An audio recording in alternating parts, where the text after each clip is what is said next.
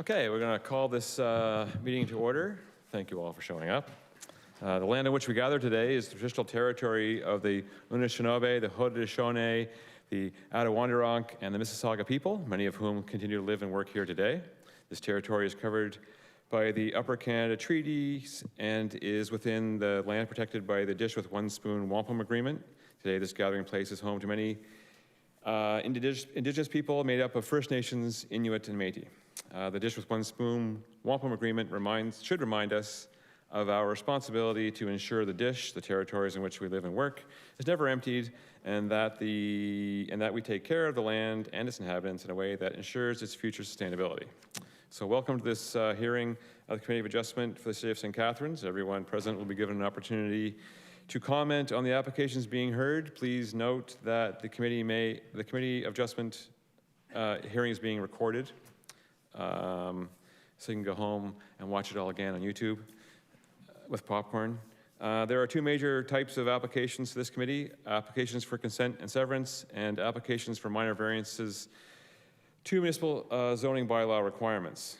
Evidence may be required to be given under oath if deemed necessary. Please address your comments and questions through the chair. Additionally, please maintain respect while communicating with the committee, staff, and other meeting participants to ensure a smooth, orderly discussion.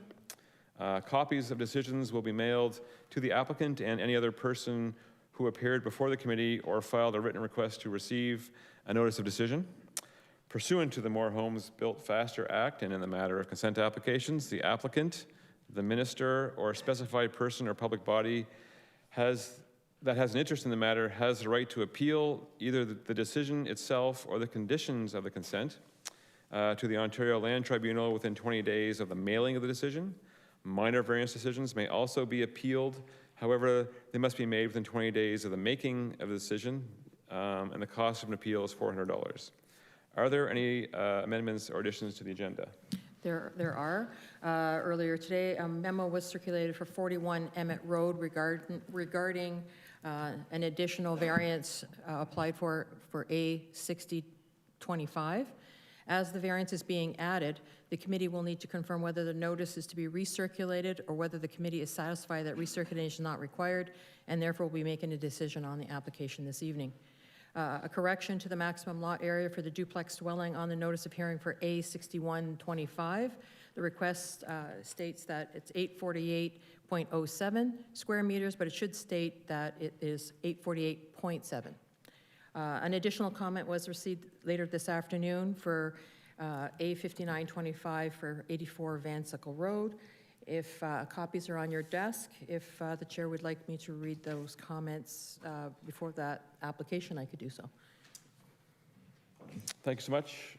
With those revisions and clarifications, may we have a motion to approve this evening's agenda? Thank you, David. And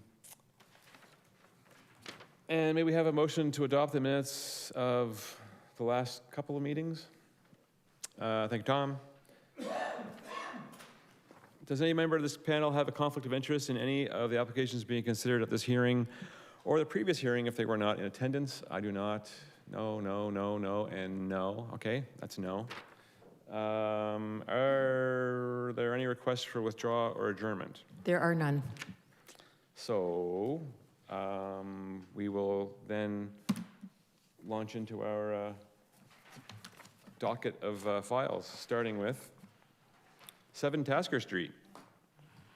Sorry, what am I doing? Am I out of order? I'm out of order. Right, Lincoln Avenue. No, request for cancellation certificate. What? Oh, page 2. Right, so we do have a request for cancellation certificate for 492 Vine Street. So we're not on our regular. So please come down. There's a motion required to grant the issuance of certificate cancellation by the Secretary Treasurer, so we're looking for a motion this evening. Do you want to add anything to your request? This would be the time to do it by stating your name and address and anything you wish to contribute.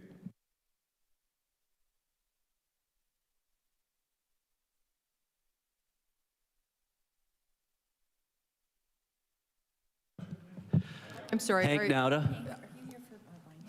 No, I'm for Lincoln. Yeah, it's not 2 Lincoln we're dealing with right now. We're dealing with 492, sorry, 492 Vine Street. So when you Sorry, come down, though, apologies. you find that button really quickly. I'll leave until mine's ready. Yeah, sorry. I did call you, but I was corrected. It is in fact 492 Vine Street.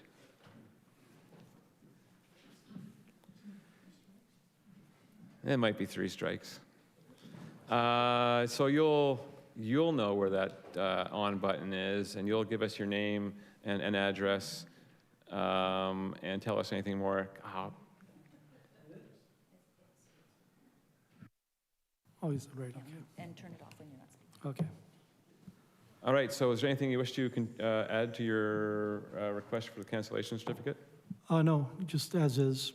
My name is Virgil Perella, and I dealt with Ms. Moreau and Ms. Rizzo over the past years as far as the severance. And one of the last conditions were the cancellation of certificate. So I had my lawyer, they worked hand in hand, and that was it. Thank you. I don't think we necessarily come across this very often. Any questions or clarifications from the committee? Through you to planning, what are we canceling? Because it seems to me that what we are doing is firming up the 2023 boundary adjustment. So I'm confused if that's the case, why we're using the word cancellation. And that's why we have access to our Okay, I'm going to explain it. professional people, That's okay. Elaine in I'm particular. going to explain it. So the request for cancellation is for under Section 5345 of the Planning Act. The certificates of cancellation can be requested to allow an owner to add lands to their property that was previously created by consent. So 492 Vine Street was created by consent in 2021. However, now they're doing a small boundary adjustment that was approved in 2023. And in order for them to have this little piece of parcel added to the initially conveyed land, they need to cancel the certificate. It doesn't change anything from the previous consent. It just allows them to merge the lands onto that property. It doesn't, there's no circulation required, there's no report. The only thing is that the committee makes a motion to approve that cancellation, to allow this consent for 2023 to be, continue to be processed. So we're canceling the 2021 severance. That's correct. Okay, thank you. So this would not be open to public discussion. So is there anyone on the committee prepared to make a motion? I'll make a motion to grant the issuance of the certificate of cancellation for 49294 Vine Street, file B2121SC. All right, those in favor of the motion? Great. Your motion's been approved for the cancellation. All right. Just to clarify that 2 Lincoln Avenue is welcome to come on down.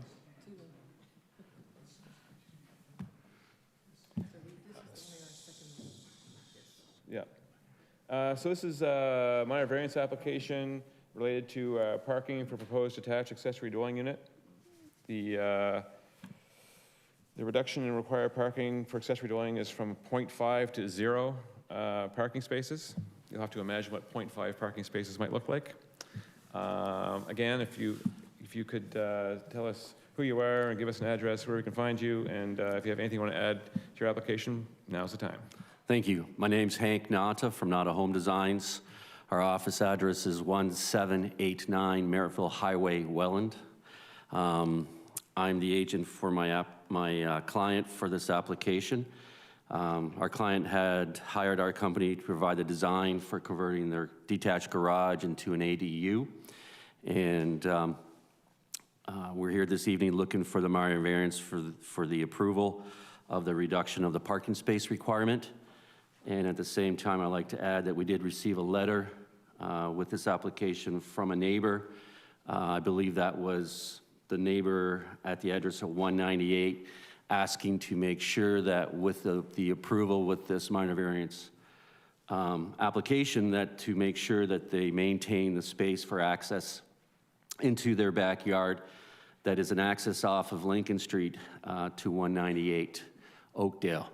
And having a look at our site plan, you can see that there's, from the property line to the adjoining detached garage, that there is approximately 9 feet of space that's given there to ensure that this space and this access will remain. I have no further questions or comments. Thank you very much. Great, thank you so much. You'll have read then that the staff report is recommending approval, so that's a positive thing. Committee members, is there anyone who has any questions or clarifications regarding this application? No? Okay. Is there anybody in the gallery who wishes to speak to the application for 2 Lincoln Avenue, minor variance, parking reduction? No. Thank you. At this point, I'll be happy to entertain a motion. David? Following consideration of all written and oral presentations, I move that variance application A5825 as presented in the notice of hearing be approved, as the variances are minor in nature, appropriate and desirable for the use of the land, and are in keeping with the general intent and purpose of the official plan and zoning bylaw. Thank you. Any discussion? If not, all those in favor of the motion? Great, your application has been approved unanimously. Thank you. I think there's a little public service announcement here. The microphones trigger the camera, so if you're speaking at the microphone this evening and it's on and you're done speaking, if you could turn it off, that allows the camera to go and find out whose microphone is on. Thank you. So we are going to test that theory out with 7 Tasker Street. This application is a severance application. The remnant parcel will be retained and continued for residential purposes. Staff has a number of recommendations in their report, 5 to be exact. And if you could turn, at this point, if you could turn your microphone on, tell us your name, give us an address, and Okay, you thanks. can add to the conversation. Hi, Miles Smith. I live at 1110 Center Street in Fenwick. Okay, so did you have an opportunity to read the staff report and digest what those 5 conditions might mean? Yes. And do you have any issues with those 5? No, I don't. Well, that's fantastic. Anybody in the committee members have any questions for the applicant? Is there anybody in the gallery who wishes to speak to 7 Tasker Street application for severance? Following consideration of all written and oral presentations, I move that consent application B2225 SC as presented in the notice of hearing be approved as recommended in the technical report, complete with the 5 conditions as they are desirable and compatible with the surrounding area, have no adverse impacts on the surrounding properties, have regard for section 5124 of the Planning Act, conform with the policies of the city's official plan and zoning bylaw, maintain the intent and purpose of the provincial planning statement, and finally, do not conflict with any applicable provincial plans. Thank you. All those in favor of the motion, show of hands. Thank you. Your application's been approved. So now we're going to invite 41 Emmett Road applicant and/or representative to speak. This is a severance application with some associated minor variances. The staff report outlines 12 recommendations or conditions for their support of the condition, and right, and there's a. This was the one where we had the variances being amended for the committee to confirm whether the notice of whether or not, yes, we have an amended correction to the maximum lot area. Actually, we're going to be adding that variance. Should I say it amended, but it should be additional variance being added to A60, All right. 25. So whoever's going to be making the motion, please make note of that. With that, thank you for joining us. Please tell us who you are, where you live or work, and what you want to add to the conversation. I'm right, all right. Hi, my name is Brent LaRocque. I'm the agent acting on behalf of the owner, Rodney Franco, who is with me here as well. You've got the information.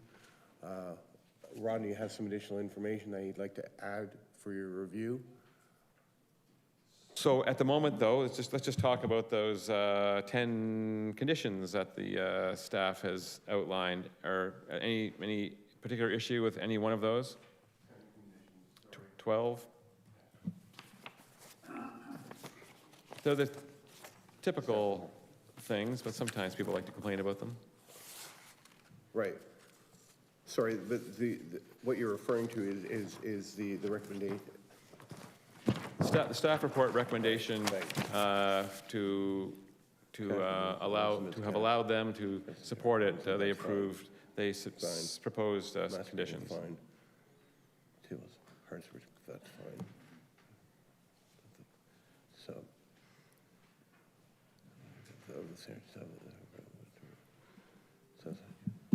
That's fine.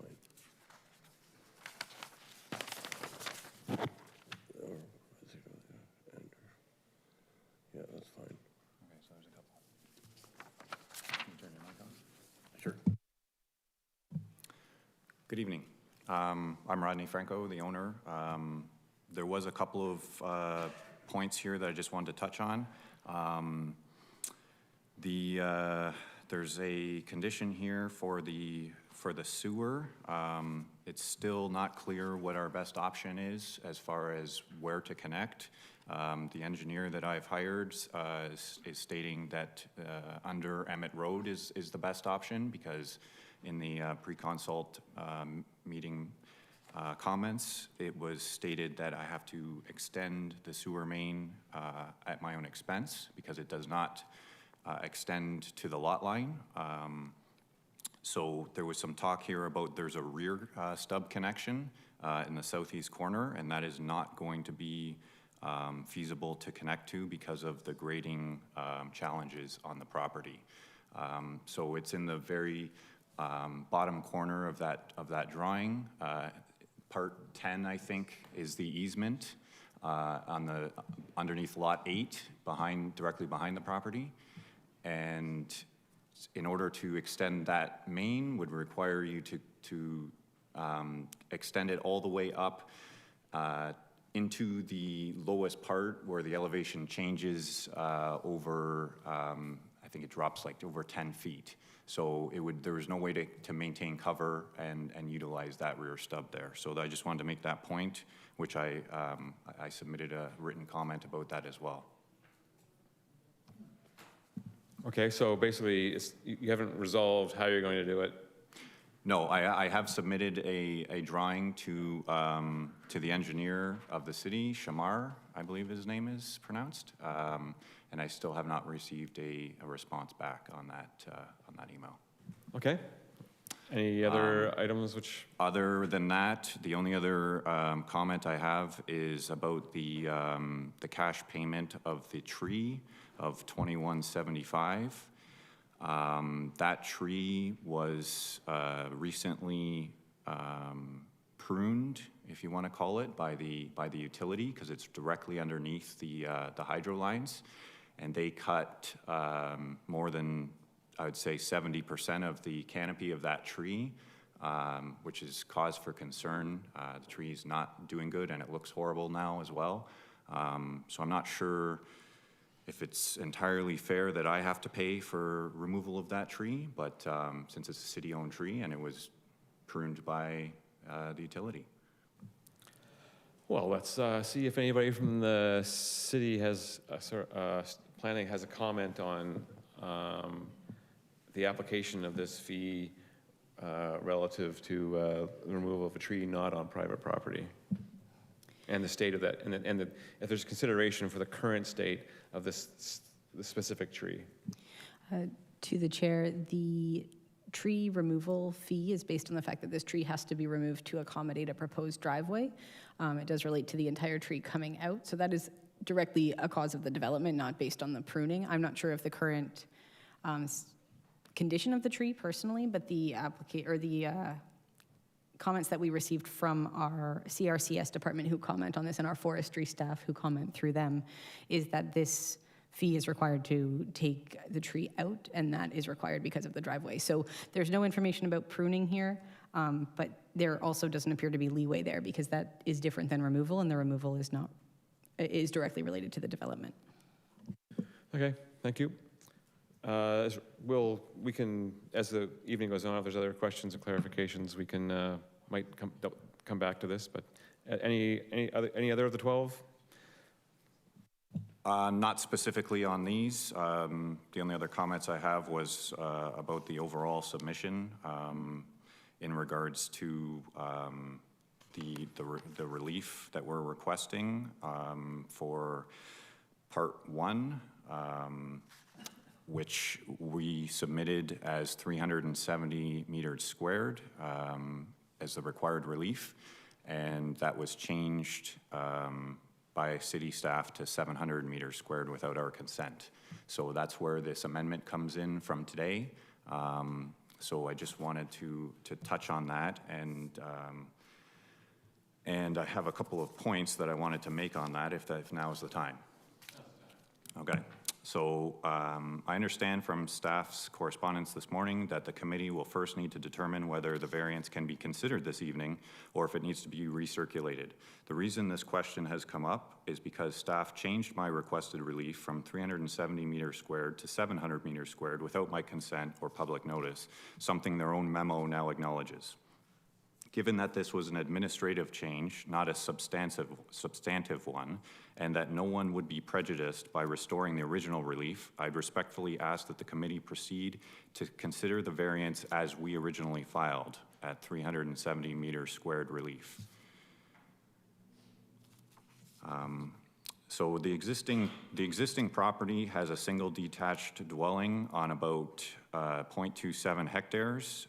So that equates to roughly 3.7 units per hectare, well below the city's target of 25 units for the density of R3. My proposal adds a new 2-unit home on the severed lot, and later we are adding an accessory dwelling unit to the existing house. That brings the total to 4 dwellings, effectively quadrupling housing on the land that's already serviced and suitable for development. This is not a wide or luxurious lot. At 43 feet, it's barely over the minimum width needed for a double-car garage. There's simply no way to make it narrower and still produce a functional home. Likewise, the depth cannot be reduced. The rear half of the property sits within a hazard slope under NPCA control, which makes that area really undevelopable. In practice, only about half of this lot is really usable. So it's not that we're choosing a large lot area. There is no smaller or more practical configuration. The proposed layout is the only feasible design that achieves a 2-unit dwelling and maintains the integrity of the site. And that's precisely what the density policies are meant to do: add more housing where the land can support it, not punish owners for site conditions beyond their control. So the lot area rule is being used to enforce the duplex label. Both a duplex and a single with an accessory dwelling unit are permitted in R3. The numerical limit should not be used as a tool to dictate dwelling form. This proposal clearly fulfills the city's density and housing objectives. If we ask what the intent of the density policy in the official plan is, the answer is obvious: it's to create more housing. This proposal moves the property from 3.7 units per hectare towards the official plan's target through gentle incremental infill that makes efficient use of existing infrastructure. I followed staff direction in good faith from the start, including adopting the duplex label that they preferred, but that label carries a real financial burden, approximately $21,000 more in development charges, plus higher property taxes and potential vacant unit taxes in the future and increased building costs. That's a nearly 50% cost increase on the development charges caused entirely by an administrative classification. On top of that, I'm being required to extend the sewer main at my own expense to service the new lot. My engineer has already provided the only feasible solution, yet the city still has not confirmed that they will support it. So the city's decision not only boxes me in administratively, it amplifies the cost twice over because only half of this lot is developable, while I'm paying full infrastructure and fee costs. I'm asking the committee to restore the application as filed, to assess it on its planning merits, and to maintain flexibility for either a duplex or a single with accessory unit, both consistent with the city's housing goals and intent of the official plan. Okay, thank you.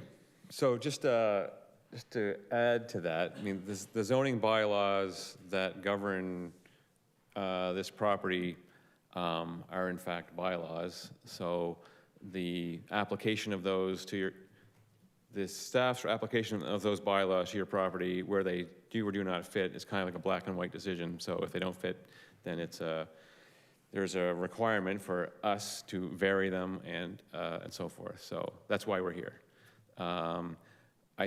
Does staff have, can staff comment on what I think is being asked, which is staff has made a recommendation, which is not what was in the original application.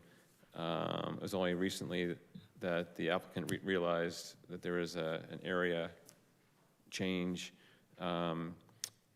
So we're being asked by the applicant to consider the application as they have submitted it, not with staff recommendation. Do you have a comment on that? I'm not sure if you're sort of asking what that means in this context, but my understanding is they're adding a variance. It's not that they're not asking you to only consider the change, but also the variances as they were shown on the notice of hearing, that the applicant could certainly confirm.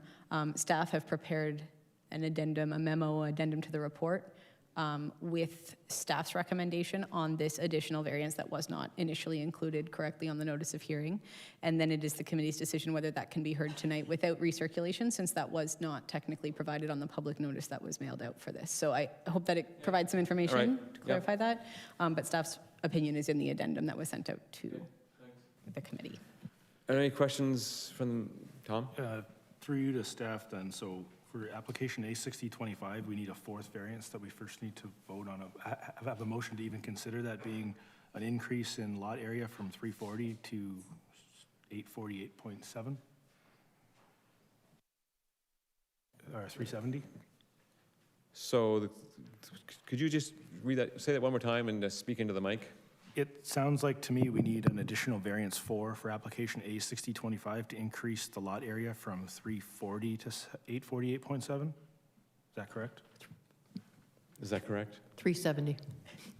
Yes, the number is 370 as the requirement that they would be varying, and that is a variance specifically to facilitate a detached dwelling on the proposed parcel for the consent that is also under consideration by the committee. So the variance that's being added is exactly what you read out. And then there are the other set of variances also already that were provided in the staff report that was published last week. In terms of process and order of events, I would look to the Secretary Treasurer, but you're correct about the variance that's being added. David? I must admit, I'm still confused. My understanding of the memo that you sent out is that variance 1 of A6025, in order to put a duplex on the severed piece, would require the variance to read 700 square meters to 848. The applicant has said he's putting a duplex on this property, and as a result, to approve 375 to 848 would require him to put a single dwelling. Is that correct? Through the chair, to consider and to approve a variance for a detached dwelling would permit a detached dwelling, not compel one. There are other uses permitted on the land. including a duplex, if you approve that variance, also a triplex. So other uses, this is not exclusive, it would be facilitating a detached dwelling as an option on the site. A duplex would require the variance from 700 square meters. A detached would require the variance from 370 square meters. So that variance to facilitate a detached dwelling was not included on the notice of hearing and is now being added for consideration tonight. So if we approve the 700 square meters to 848, does that necessitate a duplex? Through the chair to the member, that necessitates at minimum 2 units. Being a duplex could also facilitate a triplex, but the land could accommodate other uses, but not a detached. If you only approved the 700 variance, that would only facilitate a duplex, and would, if you denied then the detached dwelling variance, it would not permit a detached dwelling. The lot is too large for a detached dwelling. Does that make sense? You're considering 2 variances, one that would facilitate permitting a duplex on the land, which is oversized to hold a duplex, and another that would go further to permit a detached dwelling on the already oversized lot, now more oversized for a detached dwelling. If you have any other questions for clarification, be happy to answer them. Any other questions from the committee? Is there anybody in the gallery who wishes to speak to this application? This is 41 Emmett Road. Okay. Does the applicant have anything further they wish to add with respect to having the clarifications we've been asking? Sure. I just want to further clarify. So we just want the option to be able to build either a duplex or a single detached with the ADU. That's what we're asking. So if you grant the minor variance to 370 meters squared, that allows us to do that. If the minor variance is only granted with relief to 700 meters squared, it will not allow us to build a single detached. It locks us into building the duplex with the $20,000 development charge premium, extra costs for building, and extra costs for property taxes in the future. Why do you not know what you want to do yet? So that you could come in here specifically and say it's going to be duplex? It's not about not knowing what we wanted to do from the outset. We always wanted to build a 2-dwelling home. And so when we originally submitted this application, it was advised to us by the city that they wanted us to call it a duplex. So we put the name duplex on it.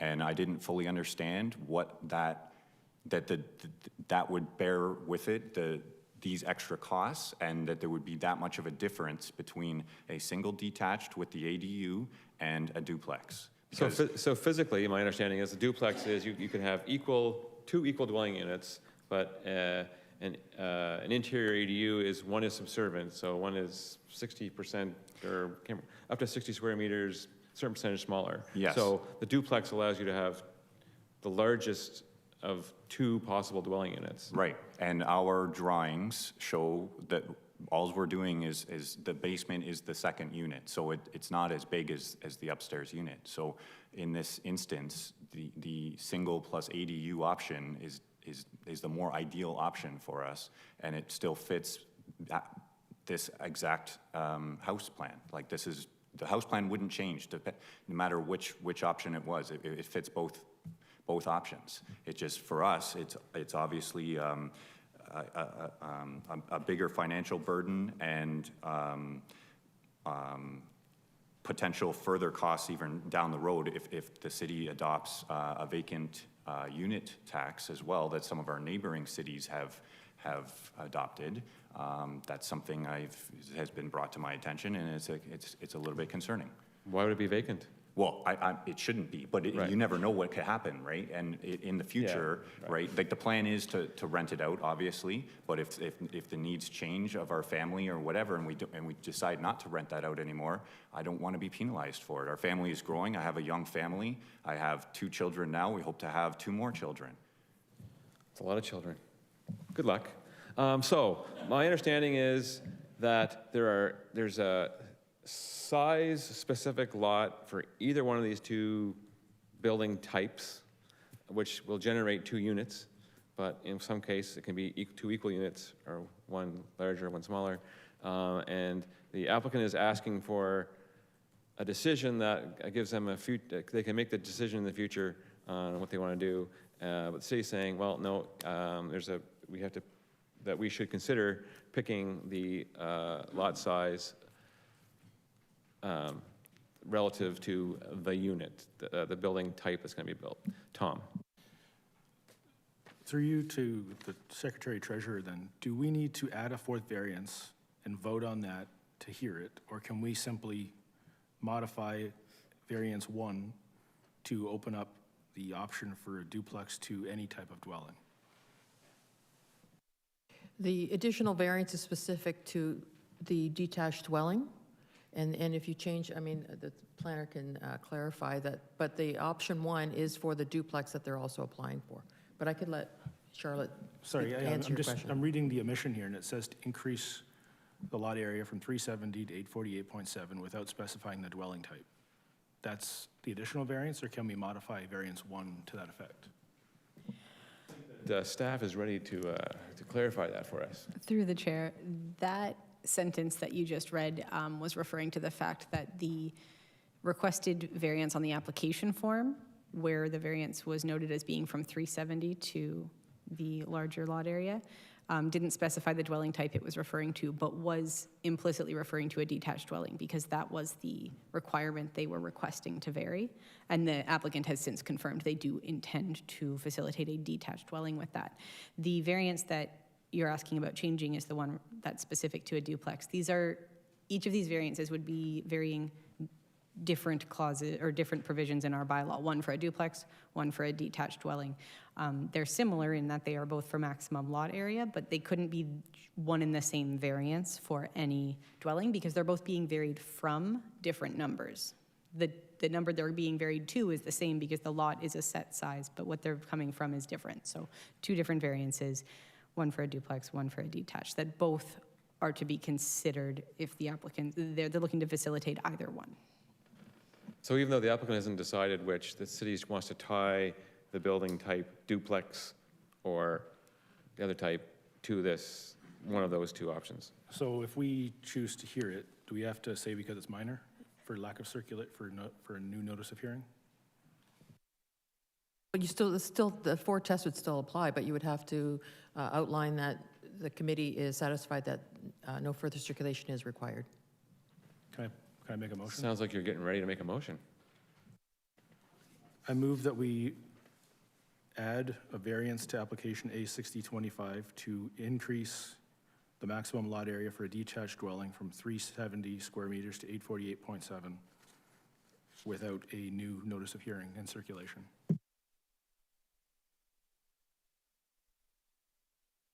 So on that one, yeah.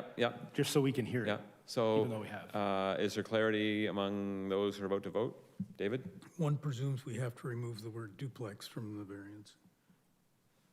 I was adding an additional 4th variance for a detached dwelling from 370 to 848.7, so variance 1 would still be on the list. So both options would be.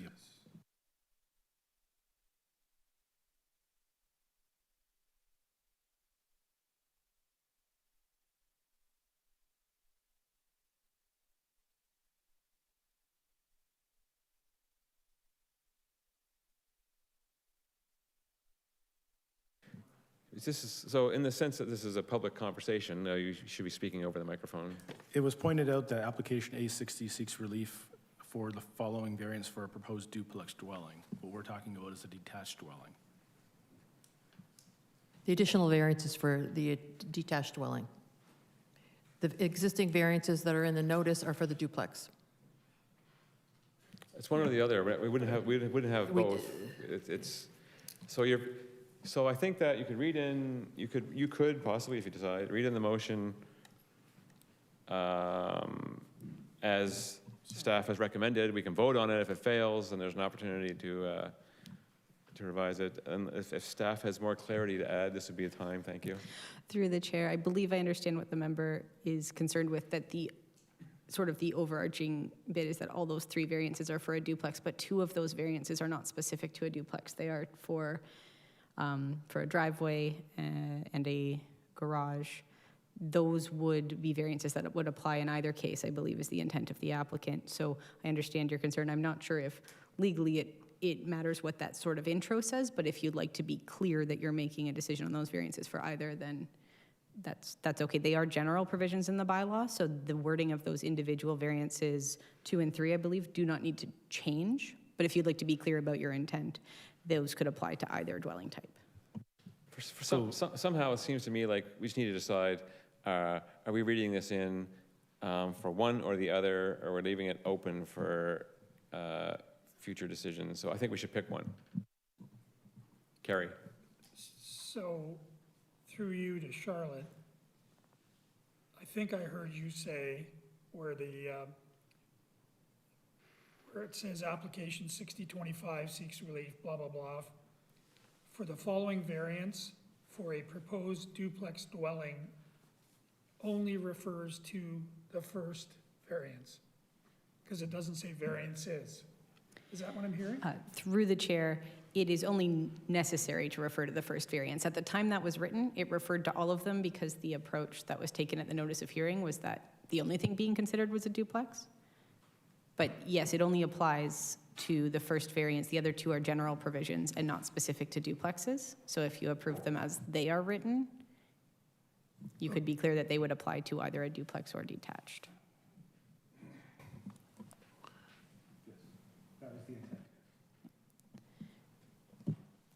Is there enough clarity to knowingly and turn this into a motion?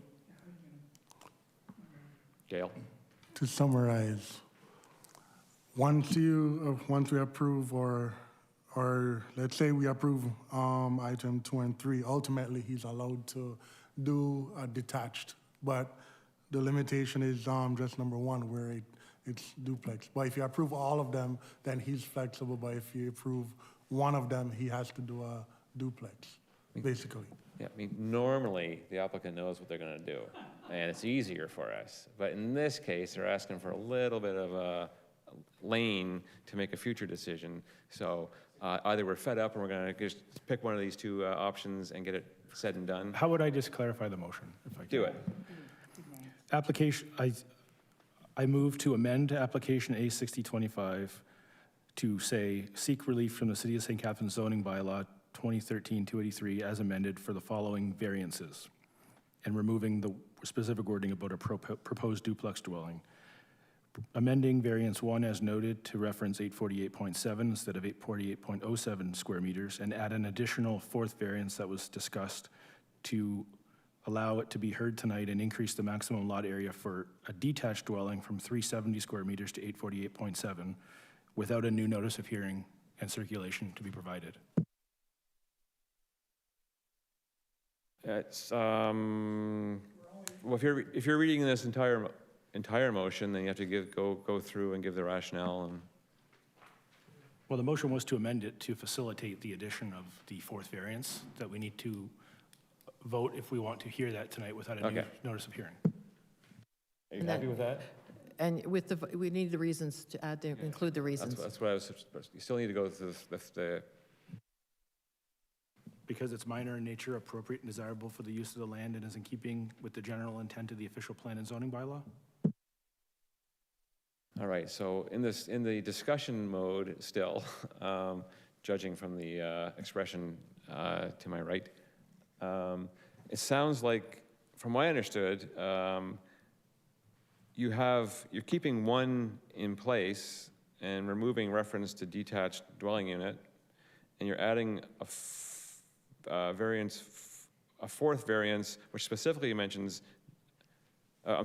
removing duplex from the number 1 and adding detached to the 4th one from 370.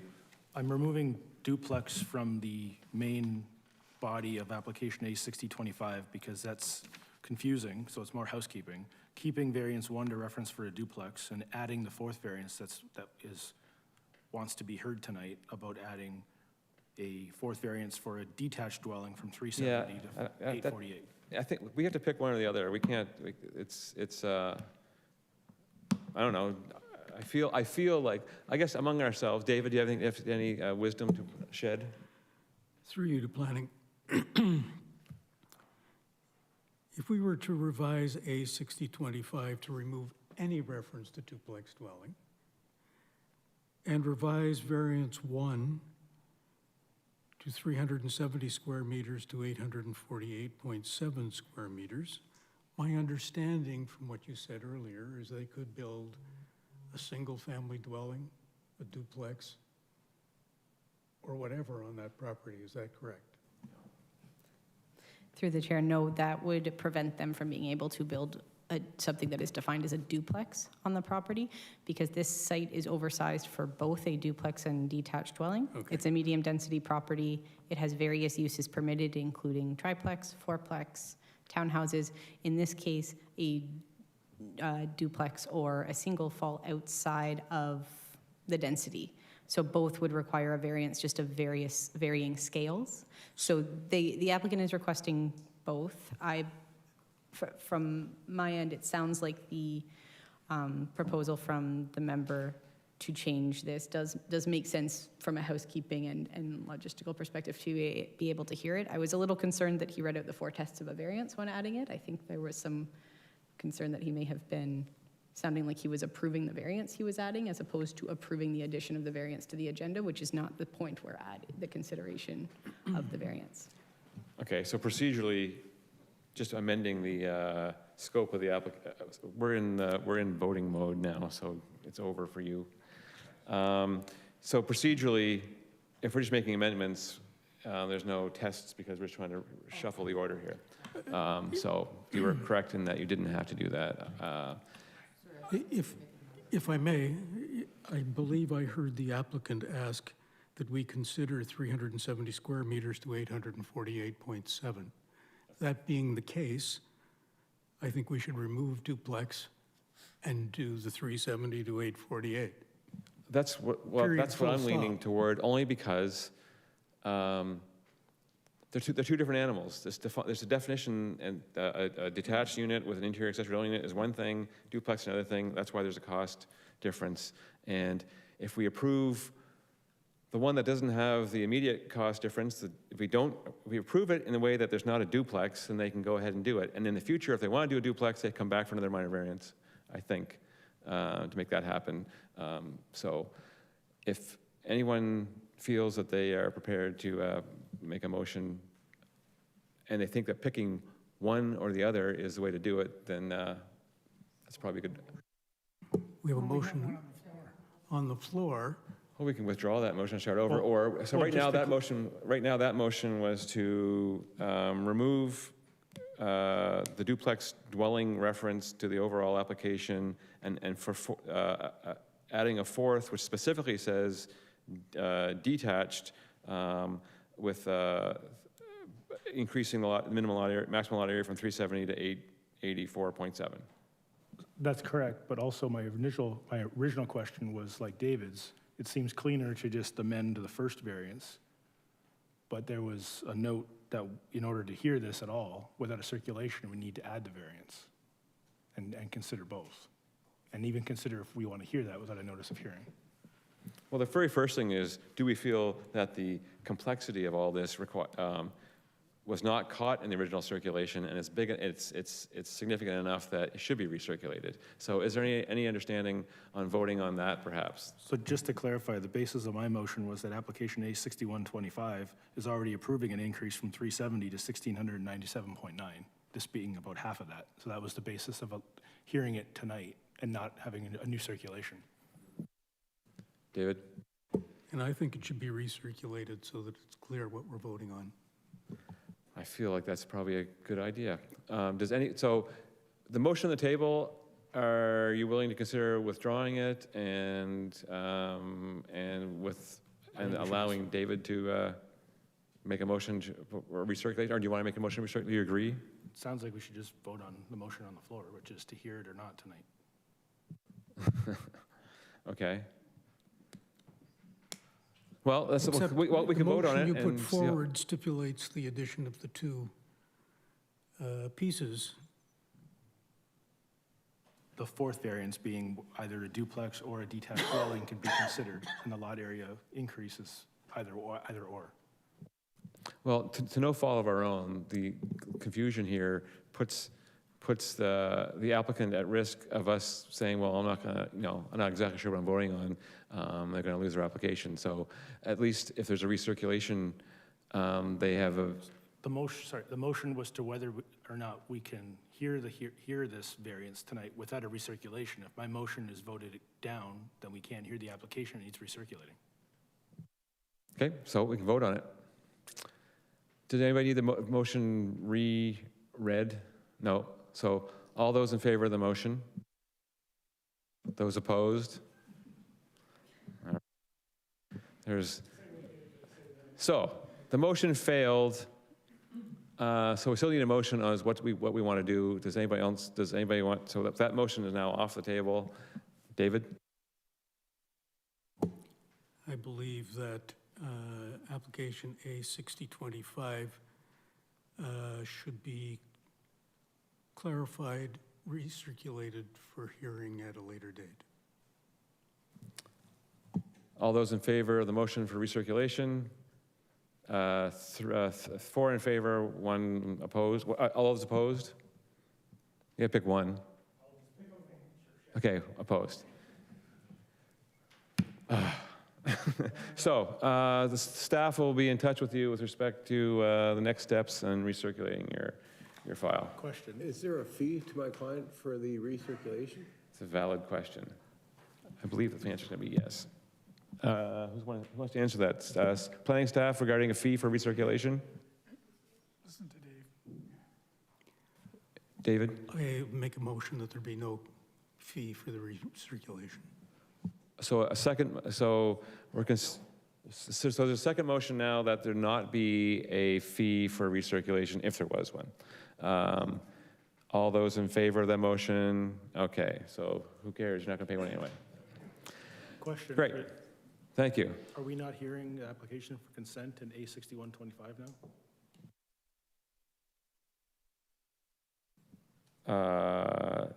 So are they tied together?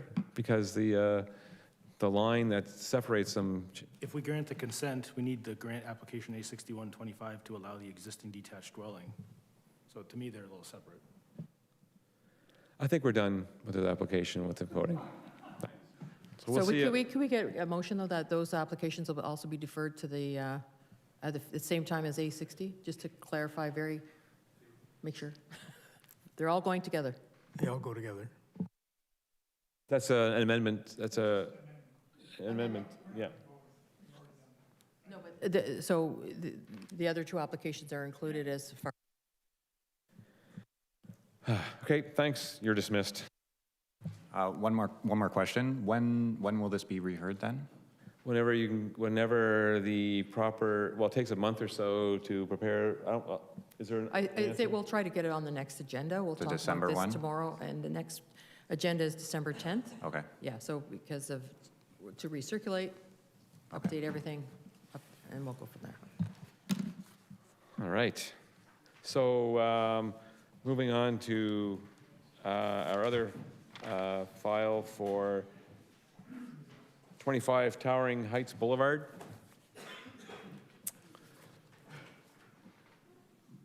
These are variances to facilitate a proposed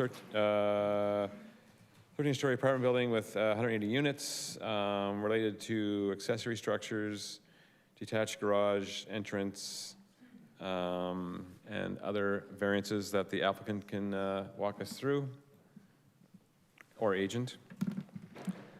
So the idea is to identify the button, which is speaker on, with one in the first shot, and tell us who you are and an address where you can be reached.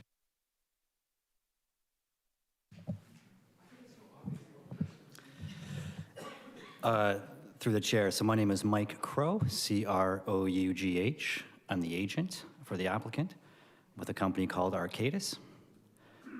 And our address is 360 James Street North, Hamilton, Ontario, L8, Excellent. L1H5. So we have a staff report, which we hope you enjoyed reading.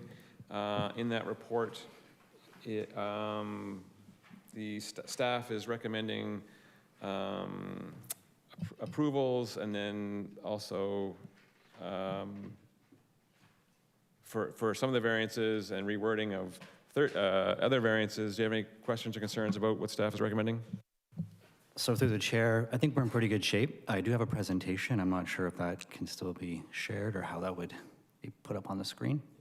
If it'll help, we'll happy to walk through it. Yeah. So just to lay a bit of the foundation, this file's been around for some time. You'll see in the staff report and our presentation, if you go to the next slide, subject lands, next slide, please. So there's been previous variance applications for this property, both of which were approved. One of them included a previous parking reduction, a very minor one. There's an active site plan file that's been around since 2022. So that file was ready to be approved earlier this year. It had gone through a number of circulations, and the city staff and the applicant, my clients, were finalizing the site plan agreement.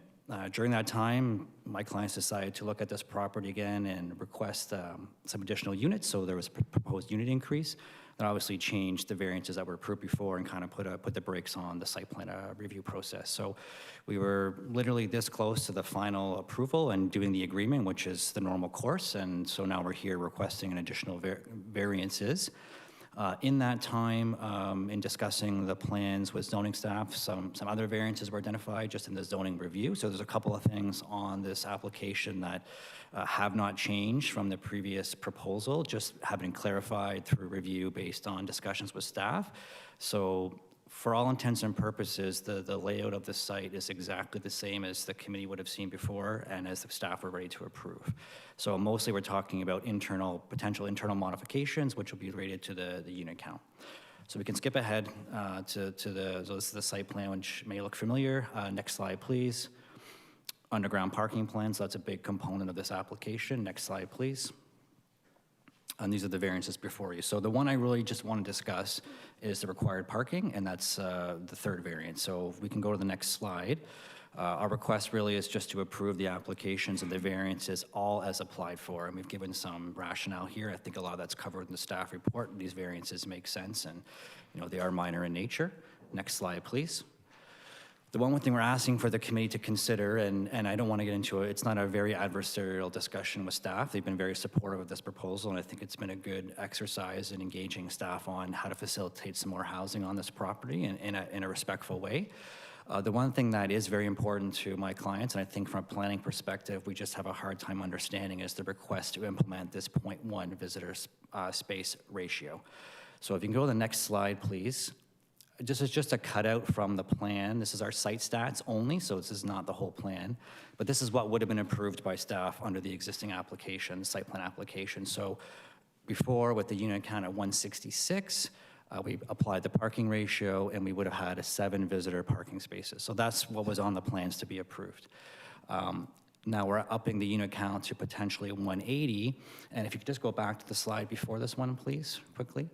You'll see it's actually quite a drastic difference in visitor parking requirement if we were to implement staff's ratio. So we would go from 7 parking spaces on the existing proposal for 166 units to roughly 18 spaces for the 180 units. And that's a huge change, right? So I think that's a little bit, it doesn't make logical sense. So there isn't an embedded requirement for that 0.1 ratio in the bylaw today. It's obviously not something we're asking to vary. If we were here varying that, we'd have a different discussion. We're simply dealing with the overall parking ratio, which is really what our variance application was for. So in this discussion, if the committee can see fit to understand that all we want to deal with is the main ratio, and we can certainly discuss visitor parking and potentially adding 1 or 2 more spaces with staff through the site plan process, which still has to be finished, then we're not bound by this number here, which otherwise we'd have to implement, and it's a little onerous, in my opinion, based on the requests we're making. So if I were just to end it quickly, if we would say a way of looking at it might be if we're proposing to add 14 more units and we apply a 0.1 visitor ratio to those number of units, we're talking about essentially one more space, 1.5 spaces. So that seems like a more reasonable number than 18. I think that's it, but I'd be happy to answer any questions and engage in discussion. Thanks for your time. Thank you. Are there any comments, questions, clarifications from the members of the committee? Mr. Chair, I believe maybe the 18 comes from oversight from before 180 parking spaces. Visitors are expected, so maybe that's where the expectation came from. Well, we'll see if planning staff can confirm, is this, anytime something comes to staff to be reviewed, it's reviewed with fresh eyes and subject to, is there any such, the suggestion is that the initial review may have missed this, and in that oversight, this is an opportunity to get those parking spots back. Is that incorrect? Through the committee, committee member to the member, the earlier review was for 166 residential units, which required a parking reduction of 8 spaces, and at that time, visitor parking space was not recommended.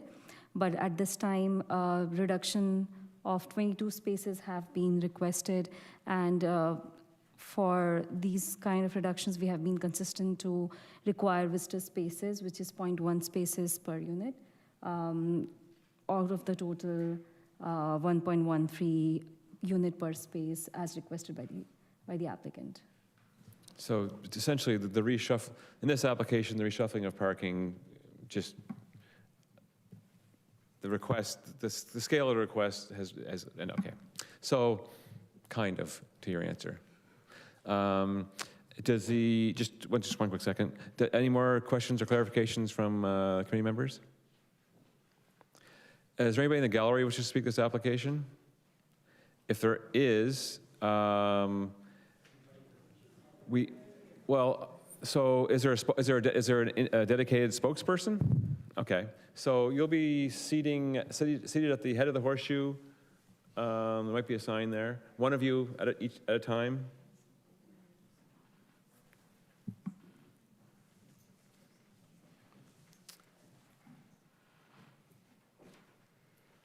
And just while you're getting seated, is there any clarification that the applicant wanted to make? Yes, thank you through the chair. So just to the member's comment, it wasn't missed. It's not a zoning requirement that was missed. It's actually not a zoning requirement at all. It's not in the bylaw. So the zoning bylaw is a straight parking ratio of spaces per unit, and that's all we're asking for in our variance application. So what staff are requesting, I don't want to speak for them, is to add something in that's actually not technically in the bylaw itself. They want to attach to the variance decision something new that didn't apply to the application previously. So it hasn't been missed. It's a new request that hasn't been considered in the site plan process or requested before. So it's adding something into the application that we haven't applied for and that wasn't asked to be applied for previously. Okay, thank you. And can we have the site plan on the screen just, for the speakers to reference should they need to?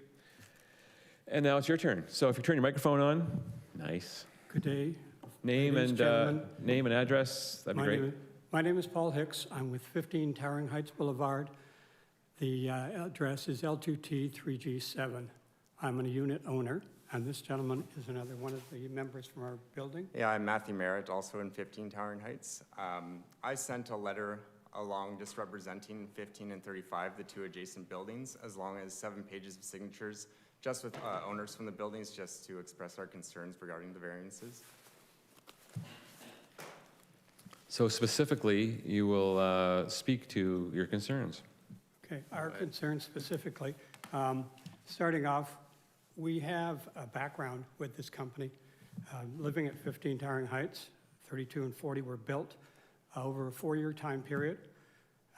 This has created a lot of problems for the owners of that building. One of that building and of 35. We endured a lot of construction problem during that time period. We have a lot of noise, et cetera. These are things that you have to have a background to understand why we're opposing these variances. The construction caused all sorts of problems for our people that lived in both of those buildings. But one of the bigger problems was that there was no parking. the construction situation. They would take over our parking spots, our parking at the front of our building and at the front of 35. There was a disaster zone in the middle of the winter because the construction was on the street, there was ice on the street, there was mud on the street. When it snowed, we were snowed in. We couldn't move around. We got cars stuck left, right, and center. One of the big things was in the variance that's requested is a reduction in parking spaces for visitors. I believe it was last year, members of 32 and 40 and approximately 400 of them appealed to the city to have on-street parking. That on-street parking was granted because the owners of the two buildings, Homestead, did not allow enough parking for visitors and for PSWs and specialty people that come to those two locations. And actually 16 Towering Heights is also owned by that same company. They have since gone to charging for parking for visitors. They don't have near enough parking spaces. The spaces that are on the street, which were supposed to be for visitors, et cetera, are now being used by owners of those three buildings, or renters of those three buildings, because they're paying over $100 in some cases for a parking space. Our big concern is when they build 25, are we going to be faced with the same scenario? They don't have enough parking spaces. Where I noted here where you were talking, there was 18 parking spaces required. That should be a minimum for the building the size that you're talking about. And speaking of that, how it went from being a 12-story building to a 16-story building, the owners of both 35 and 16 or 15 would like to know, because we put our money down and nobody told us anything about it, but that's neither point. The other point was the variances that bring that building further back towards the ravine. On 32 Towering Heights Boulevard, which is across the street from us, there is a building that goes front to back from Towering Heights to the ravine. Back of that ravine has a fence, and that fence has a sign on it that says that owners from the building should not use that area because it is unstable. The same scenario is potentially going to happen with 25 if you push the building back too far towards the ravine. The ravine is unstable. We haven't seen anything from NPCA as to their assessment of whether this should happen, because pushing it back, which is what they want to do, and allows them more space because they're going to put on a higher unit count, is something that needs to be looked after. The stability of that area, it is a green zone, and the stability of that area is something that is going to be a problem. There's a major water course through there, Dix Creek. So just on that, not stopping it, but just on that point, part of the circulation of this application would go to NPCA for their comments, and they're part of the overall report. So they'll be made aware, and they'll have to be satisfied that there's a structural consideration for maintaining a stable bank. It appears from the site plan that the reason why it was pushed toward the ravine is so they have room for that roundabout by the street. I don't see why that needs to be there if the building can be further away from the ravine. Well, perhaps we can have the applicant comment on how the site plan changes would have changed from the last that the residents may have seen, and perhaps why. So through the chair, I want to be abundantly clear that through this application, the site plan that was going to be approved by staff is not changing, okay? The minor change, actually, you might be able to see is where it says proposed covered parking ramp. So that was an open ramp to underground parking, which is now going to be covered, which is just a very minor adjustment. I can't speak for every iteration of site plan submission and comment, but what I can say is every step of the way, NPCA staff were circulated, and this final plan reflects their requirements. So none of the variances before the committee are asking to push the building back further, to encroach upon unstable land, to build in an area regulated by NPCA. In fact, it's quite the opposite, and you can see on the right-hand side of the drawing, there's various demarcations, top of bank, and various other lines, and those are all not being built on. So with all due respect, I don't think what they're speaking for is really within the committee's purview because it's not really part of the application we're talking about. But there are comments from MPCA staff on the record saying they have no concerns with the variances because they reflect the site plan which they have reviewed through the entire planning process. Our approach here is to make sure everyone feels that they have been heard and there's a response. And the clarification is that we are speaking to the minor variances only. But hopefully the idea that the Niagara Peninsula Conservation Authority is aware of this and is commenting on it actively satisfies one of your comments. Well, we hope that that does happen and that there isn't an issue with that. The other area of the variance was the proposed overhead covered for the parking across the street. You were able to go down and straight down without that, and it provided for more green space and for more parking. What is the purpose of that cover? Well, yeah, in this case, it's covering the ramp entrance where there wouldn't be green space anyway, but does the applicant have Could that not be allowed for, if it was done at ground level, could that not be for additional parking for visitors? Well, there's going to be a hole in the grade to allow for Yeah, I understand that. It's covering that. However, your chairman, I understand that, but across the street, they've done that, and there is additional parking over top of that, and that very entrance. Is there a comment? Through the chair, I think in this particular case, there actually just isn't this, I think I know what he's trying to say, which is if you had the grade of the ramp different, or the ramp was in a different location, instead of being covered with an above ground structure, it could be covered with part of the top of the parking structure, and you could put additional visitor parking on top of that, right? But we don't have the space in this case, so there isn't enough space along the length of that lot line, partly because of the issues we just talked about related to the top of bank and the MPCA regulated areas. We only have so much length to work with, so all you could really do is shift that ramp to a different location, but it couldn't really make more space to put parking on top. So again, that ramp was already there. It was already the way into and out of the underground parking structure. That hasn't changed. This is a minor way to say perhaps making that structure more weather protected and improved. I don't know why that wasn't included in the original application. I can't speak to that, but it makes sense to do it.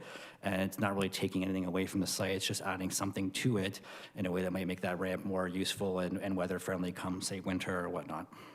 So variance number 5 is the one that speaks to that. So according to the zoning bylaw, that structure should be 3 meters away from the side yard, and they're asking for a variance to reduce that to 1.135 meters to the millimeter. So you're right, that is one of the minor variances, is to accommodate that proposed covered parking ramp for the length of that structure only. No other part of the building encroaches on that spot. So then I guess our main concern would just be the lack of visitor parking would push parking onto our street, which doesn't have a through street. There's a roundabout at the end, and there's already a very lack of room on the street for emergency vehicles and for snowplows to get through as it is. So that would be the main concern of the variance then. So the city has addressed that by adding that request to this, or adding that condition, I suppose, proposed condition to the application, which is what the applicant is sort of speaking to now, is where did that come from? So would it be fair to say that the city's request for those visitors parking is something you'd be in favor of? If the parking is in addition, like the extra parking spaces, yes, absolutely. The 18 that you're talking about would be close to what is required. Okay. Hopefully, it would resolve some of the other parking issues at the same time. We have safety conditions as far as the street is concerned already because it's a curved street, and we have those parking areas. So we don't know what our down the road scenario is going to be as far as with this building is concerned, how people are going to park and where they're going to park. Okay. Because if they don't have those parking spaces, they'll come and take it from ours. Okay, great, thank you. Are there any more items of concern that you had that you wanted to address? Because right now, the number one thing is you would like the committees to, in their deliberations, consider the significance of having that visitors parking on the property as a takeaway for us. Yes, Chair, that would be the main point that we have, plus all the other factors that No. we've had. Understood. Thank you. Thank you. Did these gentlemen capture everything anyone, people had to say? Is there anyone who wants to add anything else to what's already been discussed? The broad strokes are, we're here to talk about the variances before us, the 5 before us. While they are all of concern, we know that Niagara Peninsula Conservation Authority is part of this process. We know that the garage structure is being asked to be accommodated because of its proximity to the side yard. And we know that we are learning that parking is a problem for everybody. And if there's an opportunity for this application to include visitor parking, it'd be preferred. So if that sums up the concerns, and there's no one else who wishes to speak, I'll ask the 2 gentlemen speakers to return to the gallery, and we will continue with to see if the committee, thanks so much. If the committee members, do you have any more further questions given the conversation we had? If not, then I'll give the applicant another opportunity to summarize anything that they want to. Yeah, sure. Mr. Chair, I'll take the opportunity. I think it's just reiterating what I said, which is I don't think anybody's here saying that there shouldn't be any parking on the site or there shouldn't be any visitor parking. It's not a complete elimination of that. I think we're just looking to maintain the ratio that was going to be approved by staff originally for these new units. So, if that number was 7 spaces and the additional units equate to 1 or 2 more visitor parking spaces, to me that's a more fair approach because that's really all we're proposing to increase. It's not a reimagination of the entire proposal, or it shouldn't be a complete new zoning review. That ratio doesn't exist in the bylaw today and it's not required. So it's something that would be retroactively applied to a project that if these variances failed and we walked away or the applicants decided to go back and reduce the unit count, those wouldn't apply. That ratio wouldn't apply. So I think the approach that the city has taken in this context of permitting parking and charging for parking on the street is actually appropriate. I think it's a great way to manage parking. We talk about parking all the time, right? Everybody wants parking available to themselves to be free of charge wherever they go. And as planners, we've talking about being progressive and eliminating parking standards and make it easier to build housing by reducing parking requirements, including unbundling visitor and tenant parking and making it easier.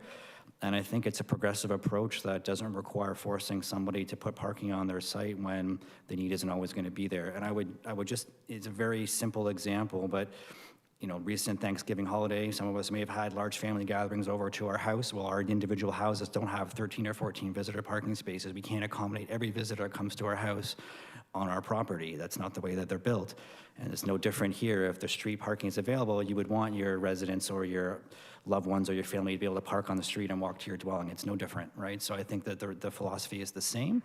And I think what we're proposing is a very fair, reasonable approach, and there won't be really a parking shortage because we've justified the overall amount which staff supports. So maybe I'll just leave it at that. No, but we don't want to diminish the everyday concerns that the residents are experiencing either. So thank you. Are there any questions, comments from the members of the committee? Otherwise, if someone's ready to make a motion, that'd be appreciated.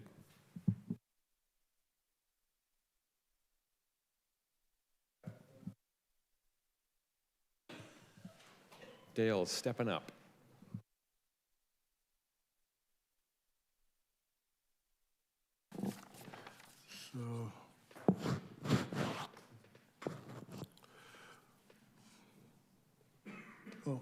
So following consideration of all written and oral presentations, I move that variance application A62-25 as presented in the notice of hearing be approved. Conditions outlined in the technical report as variances are minor in nature, appropriate and desirable for the use of the land, and are in keeping with the general intent of the official plan and zoning bylaw. Friendly clarification. Staff report and the technical report, which was referenced, mentioned the 0.1 per unit recommendation of visitor parking. So yeah, that was omitting the 0.1. Omitting? Omitting.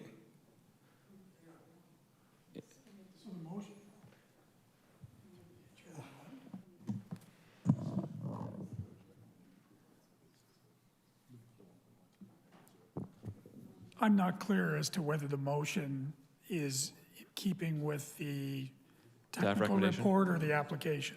I think the clarity is being sought right now. Yes. So, right now, my understanding was the intent was, and I'm not putting words in your mouth, that you're reading the application in support of staff with respect to staff recommendation. Yeah, I started out that way, so yeah, I'll stick with that way, the 0.1.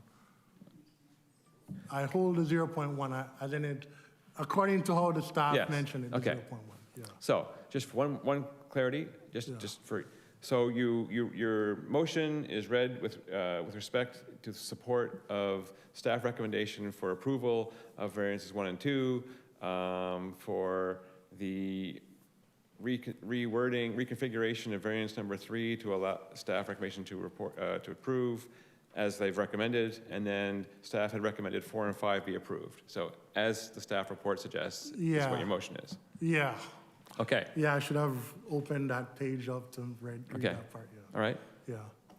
good. If everyone feels clear that they understand, we are voting on staff's recommendation verbatim. So all those in favor? Those opposed? Those opposed? All right, so 1 opposed, remainder in favor. There will be visitor parking. Thanks for your time. Thank you.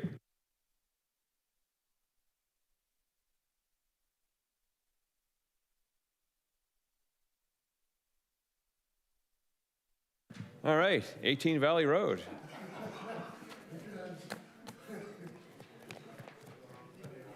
I guess you're 18. So the approval was as per staff recommendation that visitor parking be included. Yes. Okay, thanks so much for your time. Hope you enjoyed your evening here. So 18, we are in fact moving on to 18 Valley Road, where we have consents, we got minor variances, all kinds of things happening. And we have a staff report which has a number of conditions related to the consent requests, and they have recommended, with the consents, they've recommended made recommendations for approval of the associated variances. So at this time, if the applicant and/or agent would like to turn on the microphone and speak, so just hit it once, turn it on. You don't have to hold it. You're good. Let us know who you are, address of where you live or work, and please add to the conversation. Good evening, everyone. I'm Zamima Khan, intern urban planner from Cortec, and I have my colleague here with me, Mike Jeremiah, who's the architectural project manager, also from Cortec. So the address is 89 St. Paul Street, St. Catharines. We are representing our client today for the Committee of Adjustment meeting, both for the consent and minor variance application for 18 Valley Road, St. Catharines. Great. Presumably you took the time to read this fantastic report that staff put together, and you had an opportunity to look at the conditions associated with the 3 consent applications. Is there anything in particular that you want to talk about regarding those recommendations? Nothing from my end. No, I'm good from. That's the right answer. I'm good from my All right, end. Good, thank you. So we'll ask members of the committee if they have any questions of you, clarifications from planning staff. Nope, nope, nope, and nope. Is there anybody in the gallery who wishes to speak this application? 2 of you. Well, you can draw straws to see who comes down first. Oh, you've been, the gentleman in the black jacket's been offered to come down first. So you saw how the last meeting went, where there were speakers. You'll turn on your microphone, give us your name, address, and share with us your concerns. All right.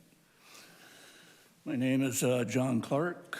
I live at 17 Valley Road. And last few years, I've been building semis on our street and packing them in. like a lot of other places. Valley Road is about 0.7 kilometers long, about 20 feet wide, no sidewalks, no curbs, and we have 2 bends in the road at each end of the streets, which is a safety concern. People walk their kids in strollers, people walk their dogs, people exercise, people speed, people park on the bends also. There's originally 64 houses on that street before they started building the semis.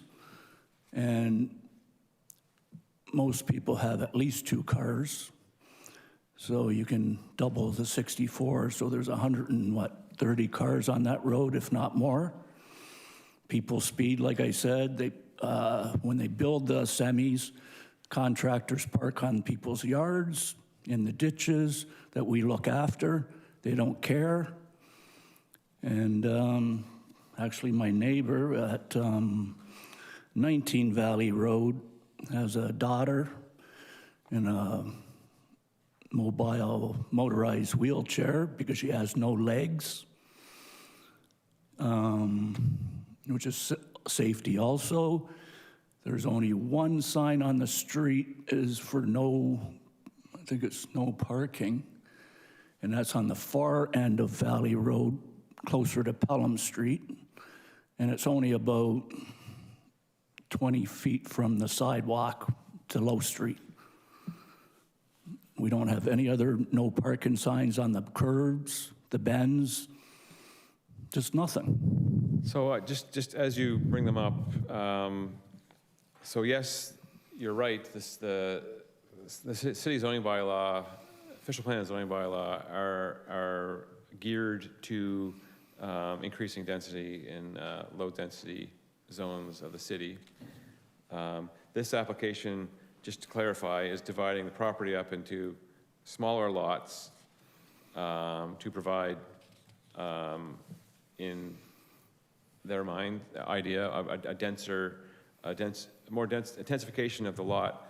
And the variances that are associated with those relate to primarily lot area being smaller than the required, and the lot frontage, because it's going to be narrower. So when it comes to the private property aspect, yes, they're cutting up property to make it more dense. When it comes to road safety, amenities like sidewalks, that falls outside the private property, and it's the city's responsibility to create a safe environment for the people who live on that street, especially if it's going to be intensified. Absolutely. So, and it's not being looked at. So I'm trying to... We lived there since '72. Well, Never had sidewalks, never cared about sidewalks. We didn't need them. But the way they're building now, something's got to happen because someone's going to get seriously hurt or killed on that road. So I'm just going to have the city comment on the effect of these, well, there's no road widening associated with this. I didn't see any mention of deposits for sidewalks. Is there a plan, near future plan for the improvement of this street with respect to these lots being created? Through the chair, there is no request for road widening at this point. Right, because I'm saying that because presumably the road's wide enough to accommodate sidewalks which aren't there, but so I just wanted you to comment on the staff's general attitude toward providing safe amenities along our roads, and whether or not this street would be, and this development would be responsible for sidewalks in front of their properties, that sort of thing. To the chair, this scale of development does not typically warrant a sidewalk on its own. If there's a broader need for a sidewalk, that might be something that a neighborhood could bring up through the city's engineering and facilities department to consider. I don't know their work plan, and I don't actually know their priority streets, but it's something that would be So after looked at these 2 semis are built, within the last what, 2 years, 3 years, that's going to be 5 semis on that road. So I guess the point I was trying to make was that the private development of the property is related to these variances. The concerns you have about the speed, lack of sidewalks, are something that you should be contacting the city about and saying, hey, as a resident of this street, I'm concerned. I would like to see my tax dollars going to see some action. Yeah, I understand, but don't you think that the parking enforcement should be here when we're dealing with extra homes and parking, Well, I like can tell you people that- talked about earlier? Yeah, I can tell you that the report is circulated to the traffic department and engineering department, and their comments, they come back with comments within the report, but they're relatively sort of And I boilerplate didn't comments. hear where they come from, like, what's their company? Cortec on St. Paul Street. Oh. So, because just the other thing too, the semi that they built, would be 17, it would be about 14 Valley Road. Is it 13? Well, whatever. There's 2 semis that, not that they built, I guess, someone else built. They didn't even finish the yard on the properties. so the clarification. So then, Yeah. they go, they're allowed to build another semi on 24 Valley Road. So is that yard not going to get finished either? Like, how can you allow someone to build a semi when they don't finish the last one? To answer your questions is they're representing a client who's doing all the work. And with respect to the completion of a project, there's a building permit, there's occupancy that's granted when the building permit is deemed complete, which should include driveways being installed and finished grading and sodding. Well, people park on the streets when they have driveways because they have 2 or 3 cars and they don't want it, they're too lazy to move a car to get another car out, so they park on the streets. So this is all about safety, basically. Understood. And nothing's getting done about it. So I'm trying to gently say that your concerns about the street So with the city, excuse me, but with the city, if someone got seriously hurt or killed, then the city should take responsibility for that. Well, I can't speak to that, but I can speak to the Well, fact. it only sounds proper, doesn't it, if you're not going to do your job? Well, that's not our purview. So for example, these properties aren't asking for a variance for reduced parking because the properties are providing the minimum amount of parking on their site, which would be. They go hand in hand. The variance, No, the property, and the yeah. safety goes hand in hand. I'm not arguing with you. I'm just telling you that this is not well, your concerns are valid, but this is not what we're looking at. We're looking at whether or not the consent and the variances for these 2 properties can happen. What happens outside the properties is a municipal concern, not. Municipal concern, not related. So I encourage It's not you. important, that's what you're saying. I'm not saying that at all. I'm just saying if you could call the city and talk to the engineering I'm department. here at City Hall, I'm talking to the city. But you're not talking to the engineering department, you're talking to the Committee of where are we? Committee of Adjustment. We're not the right department. When I called today, you also I talked to someone and they said I can come down and say my piece. Yes. Okay, so I'm saying my piece and you're diverting it to variances instead of the safety issues I have on Valley Road. Thank you for saying your piece. I'm just telling you that the solution to your concerns is this is not the right. They are heard. It's been recorded, but you really have to call your city councilor and go downtown and say, hey, this street is dangerous for these reasons. It's kind of funny because before I came here, someone told me the same thing. They'll just flip it off to the engineer or to someone else instead of dealing with it here. Perhaps another committee member could say it differently. Carrie? I think it's important for you to understand who you're talking to. We are volunteers. We don't work for the city, okay? So that's why Greg is saying it's a different lane altogether. We deal with minor variances and consents, period. We do not deal with curbs. That looks like a planner. That looks like a planner up there. It says planner. I'm telling you, the people that you're talking to here, the 5 of us. Use 4, yeah. Okay? Whatever. We don't work for the city. We are not city employees. We have our lane that is defined and it does not include some of the issues that you're talking about. You have legitimate issues. I'm saying We're they just should, telling though. you- Okay, well, that's a philosophical discussion. It's my opinion, I know. Okay.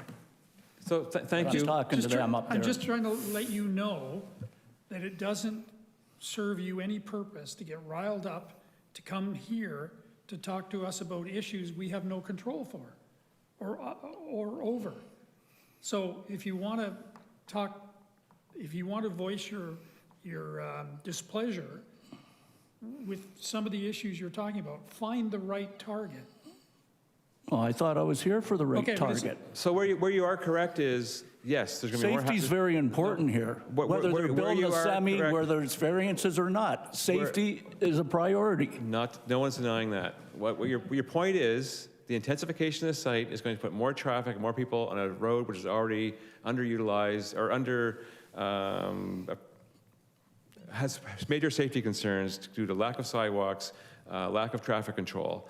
So that is the impact that you're saying this development is going to have is going to increase an already bad situation. Is that fair? I'm not sure.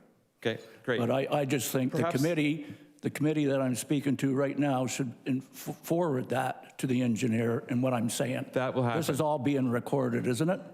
That will happen. Yeah, I appreciate that. But ultimately, I'm encouraging you to talk to your city councilor and ask them the more direct way to get answers to your questions. That's what they're there for. To the city councilor, Yeah. not an engineer. Well, the city councilor can help navigate you through the process and advocate for you with city staff. All right, thank you. Okay, thank you. Perhaps the gentleman behind you has some more information to add.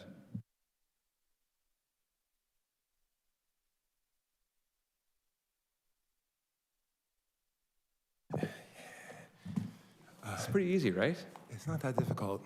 Good evening, gentlemen. You are, and where do you live? Thank you. My name is George Barry. I live at 16 Valley Road, which is right next door to 18 Valley Road. You can actually see the top, that top part of that is my property there. I am going to speak a little bit as to what my previous neighbor had spoken to, but maybe in a little different note. A number of years ago, directly across the street from my property, 13 Valley Road was redeveloped from a single family dwelling to 2 semi-detached properties, and then they put basement units in all 4. So we went from a single family unit to 8 units, which again increased a lot of traffic to, as what John had referred to. 2 years later, 4 doors down, they took a single family property with a garage, they tore down the garage, they put a basement unit in the original house and an ADU, and then on that severed property, they put 2 more semi-detached units, all with basement units again. These units are not finished yet, they're just finishing. We've noticed a massive influx of traffic on the street with just the property across the street.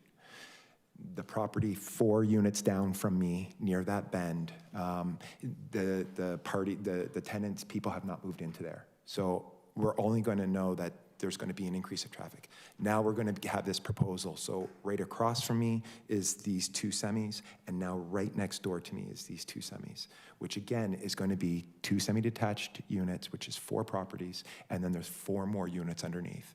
In the span of 3 or 4 properties, we've gone from 3 single-family properties to now 27 total units.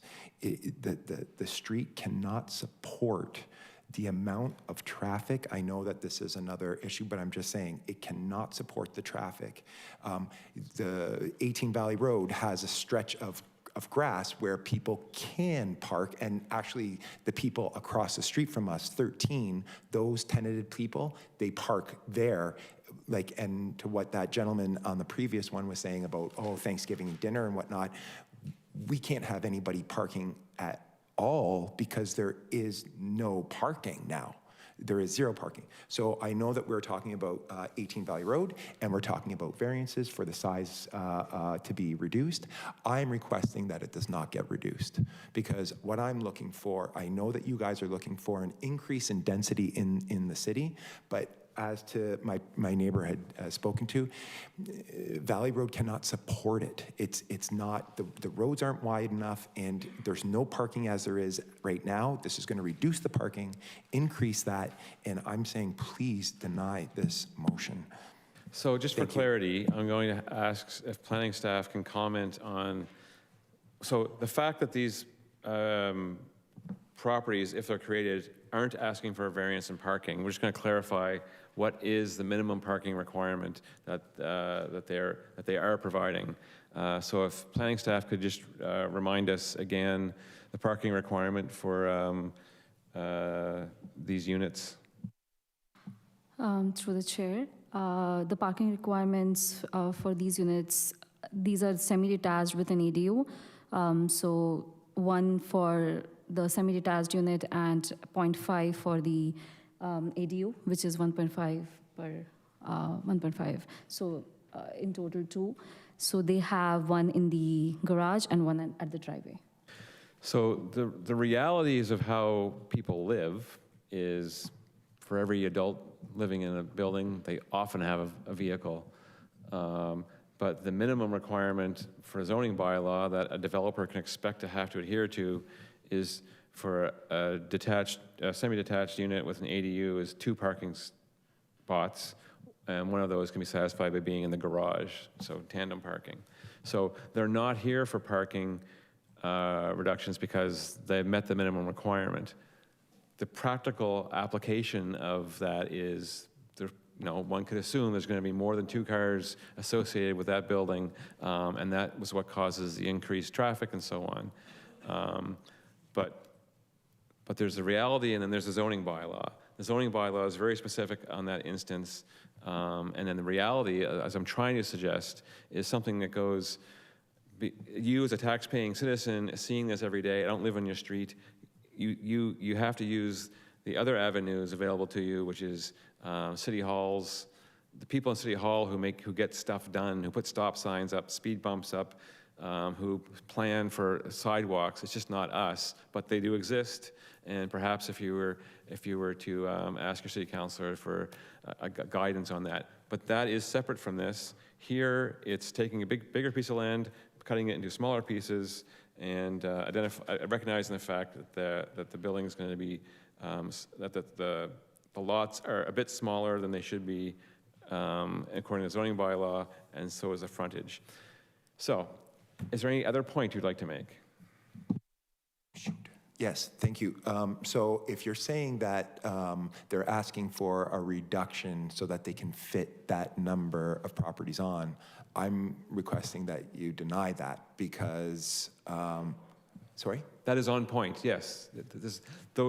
That's a specific thing we're looking at, and you think that I'm deducing that you think that if you need to make things smaller in order to fit more on there, then you're squeezing too much into one spot, and that density you feel is not appropriate for that particular part of the city. That's 100% correct. Thank you very much for That's reiterating. exactly something that we can consider when making our decision.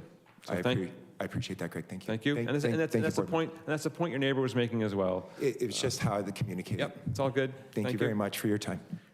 Well, don't leave yet. Stick around for the decision. I'm so sorry. What's in it? Oh, okay. All right, so please have a seat back in the gallery. Is there anybody else wish to speak this application? If not, we get to have the exciting vote. So take a seat. You're done. Thank you. Are there any more questions from the members of the committee? Is there anything throughout the discussion that the applicant wishes to comment on further? One last chance. Not at the moment, unless there are any questions about density and The stuff. moment is passed. Good, thank you. So a motion, I guess, would be appropriate. Don't all put your hand up at once. Carrie, I feel like you're the guy.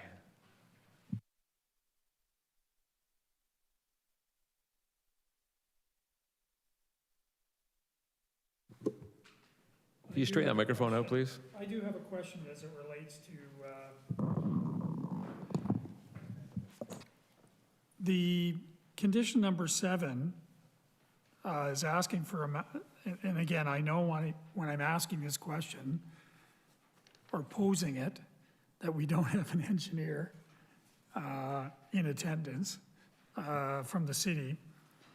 There was I noticed that the condition relating to drainage in a previous file mentioned something, table of impervious hard surface lot coverage. It seems to me that this is a new way of staging concerns about drainage. Is there anybody here from the city that can speak to this as to whether that's the new iteration? Because in this particular file, they're only being asked for a master grading and servicing plan, whereas the other one, they were being asked for a table of impervious hard surface lot coverage, and if hard surface exceeded 45%, then it would kick over to a drainage and stormwater management report. So yeah, it seems as though if we're using smaller, if the proposal is for smaller lots coverage and the ratios would change in terms of impervious area if you're shrinking the lot down and increasing the building size. So I guess the member has noticed some new wording and identification of first providing an impervious lot coverage table to make a determination that whether or not a site grading plan is required. Could you clarify that? Through the chair to the member, all I can confirm is that the comments received from the engineer did have the wording that was included in this report. So I'm not sure if it's a new thing or a site-specific thing. It's something we can take back for future items, but the requirement of a servicing and grading plan still covers most of the concerns, and if that raised any concerns, that feedback would be provided through the review of that plan. So I'm not concerned about moving forward with the way it's written in the report, because that's how the engineer did word it. But yeah, we can bring that back in terms of general consistency for future hearings. The only reason I'm asking or seeking clarification is it seems to me that potentially the one that has the hard surfaces report is likely a more economical report that if hard surfaces are determined to be greater than 45%, then it kicks it to a master grading plan. Anyways, thank you. It might also require a more robust stormwater management system if it's determined that the pervious surface is not good enough to deal with it. There might be catch basins and storm sewers involved. All right, with that how do we seek clarification on that? well, I don't feel like I need it to make a decision, but No, I'm saying for the future. I think staff will comment on whether this is something new or what it's intended to be, as alluded to. They'll find out for us. Okay. Thank you. Good. Not sure I'm clear on what you said. Keep on talking and put a motion for us? Following consideration of all written and oral presentations, I move that consent application B23,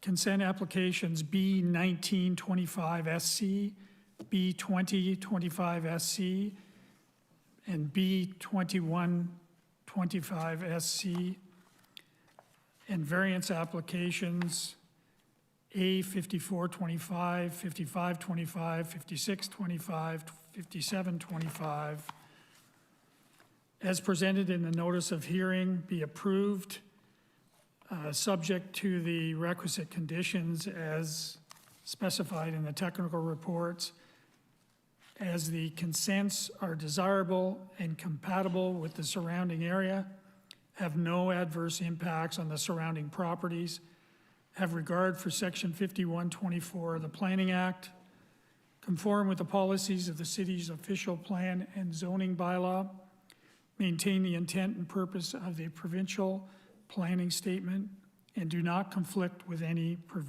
applicable provincial plans, As far as the variances are concerned, they are minor in nature, appropriate and desirable for the use of the land, and are in keeping with the general intent of the official plan and zoning bylaw. Thank you. All those 5 independent voting people who vote in favor of that motion, show of hands, please. Those in favor? 2. Those opposed? Dale, come on. Oh, I see a firm hand there. This is a big deal.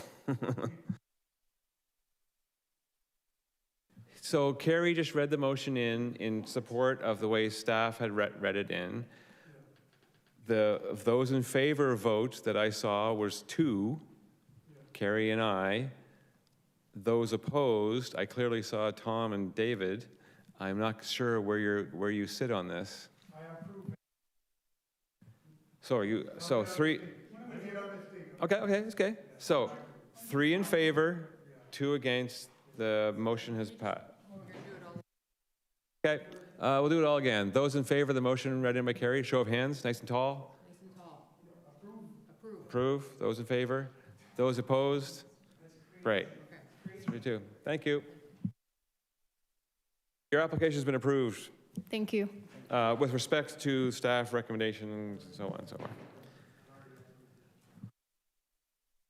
Okay, so we are at the end of our last applications for 84 Van Sickle Road. Come on down and bring your enthusiasm. So this is David. So we are about to hear a minor variance application to recognize an existing platform structure around a pool, which you might also refer to as a deck at ground level. The reduction, so the required setback from the rear lot line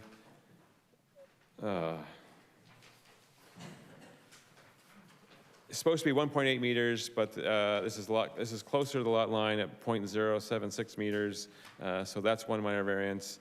And then there's a request for a reduction for interior side yard setback from platform structure, which is supposed to be 0.6 meters, or less than 1.2 to 0, so it's on the lot line.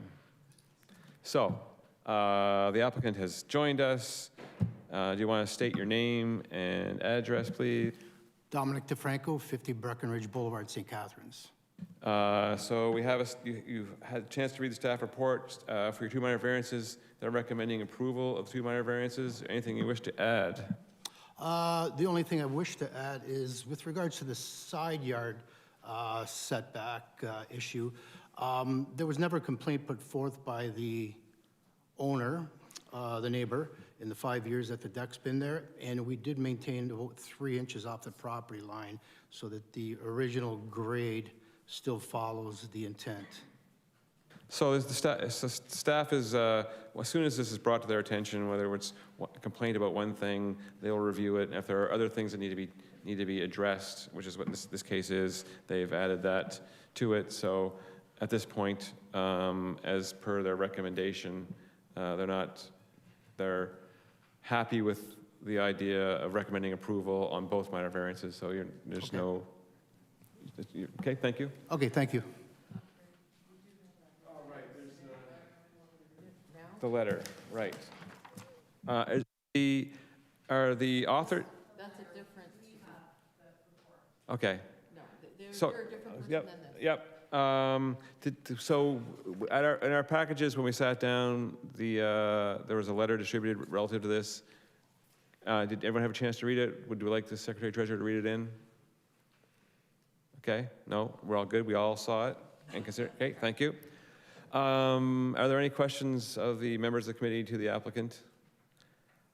Surely there's somebody in the gallery who wishes to speak to this application. So please come down, turn on the microphone, give us your name and address. So this is an existing pool and platform structure, and we're just trying to recognize, the request is to recognize it in its existing form.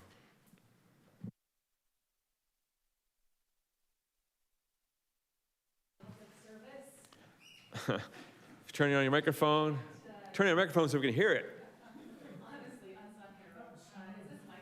No, the red light will turn on once you hit the right button. It's the bottom right-hand side. The little man, okay, thank you. Yeah, it's obvious, right? All right, so I appreciate you guys being here tonight and this opportunity to present. My name is Diana Zlamislich. This is Bill Pierce, and we are representing the owners and residents of 47 Goodman Crescent.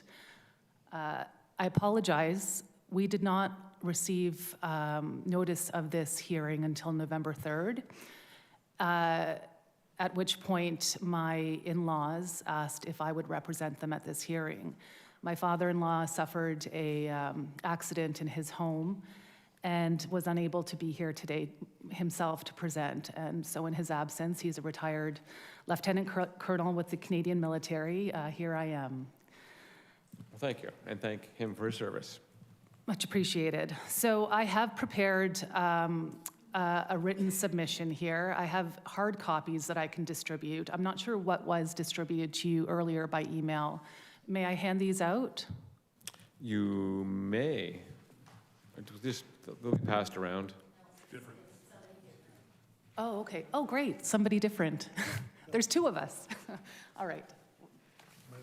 Oh, do you pass?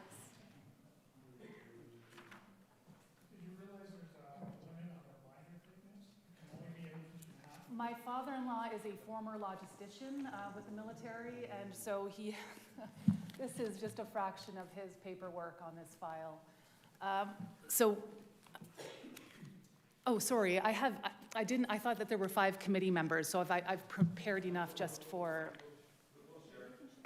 Okay. And I think just to orient everybody here, in the absence of a document that I can project, part of what's in this binder is an engineer's report that was prepared for 47 Goodman in light of major ponding issues that occurred as a direct result of the pool that was installed at 84 Van Sickle. The pool and its corresponding structure, the concrete platform structure that stands not at ground level, not at grade level, but 2 feet above grade level and directly to the edge of the property line, not set back whatsoever from the rear. And I would like to just share this as well with the committee members if they want to have a look, just so they can see the orientation of the property in question and where it's positioned. Do we have an aerial photo available to us? So the public notice for this hearing was posted in the front yard of 84 Van Sickle. My in-laws are the rear neighbors, and they have mobility challenges. There was no way for them to see the front yard short of driving, and they don't drive very often these days. So apparently a notice was circulated by hand and, as a result of the postal strike that was ongoing. The notice may have flown away from what I understand from the city. There was no door knock to say, hey, this has arrived. Not that they expected a conversation, but what we're going to talk about tonight is the culmination of a 7-year proceeding involving the city, this property dispute with respect to the construction of this platform structure, and 2 ongoing bylaw complaints that were submitted to the city and not dealt with.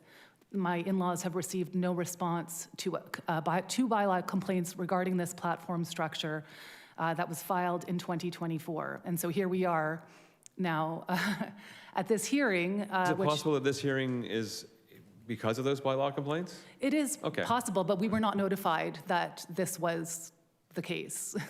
There is anybody within 60 meters of the Correct. property would be circulated. But Correct, but we understood that the notice was circulated but may have flown away in the wind. And there was signage on the property as well? So I just explained the signage is at the front of the property. My in-laws are in the rear, and because of their mobility challenges, they do not, a PSW saw the signage in the front on November 3rd, alerted my in-laws, and I called Ms. Monroe for details at that point. You're here anyway. Yes, so I just wanted to explain some background in terms of why I didn't have a Yes. jazzy a jazzy presentation for you Yes. today, and it's a bit of meat and bones here.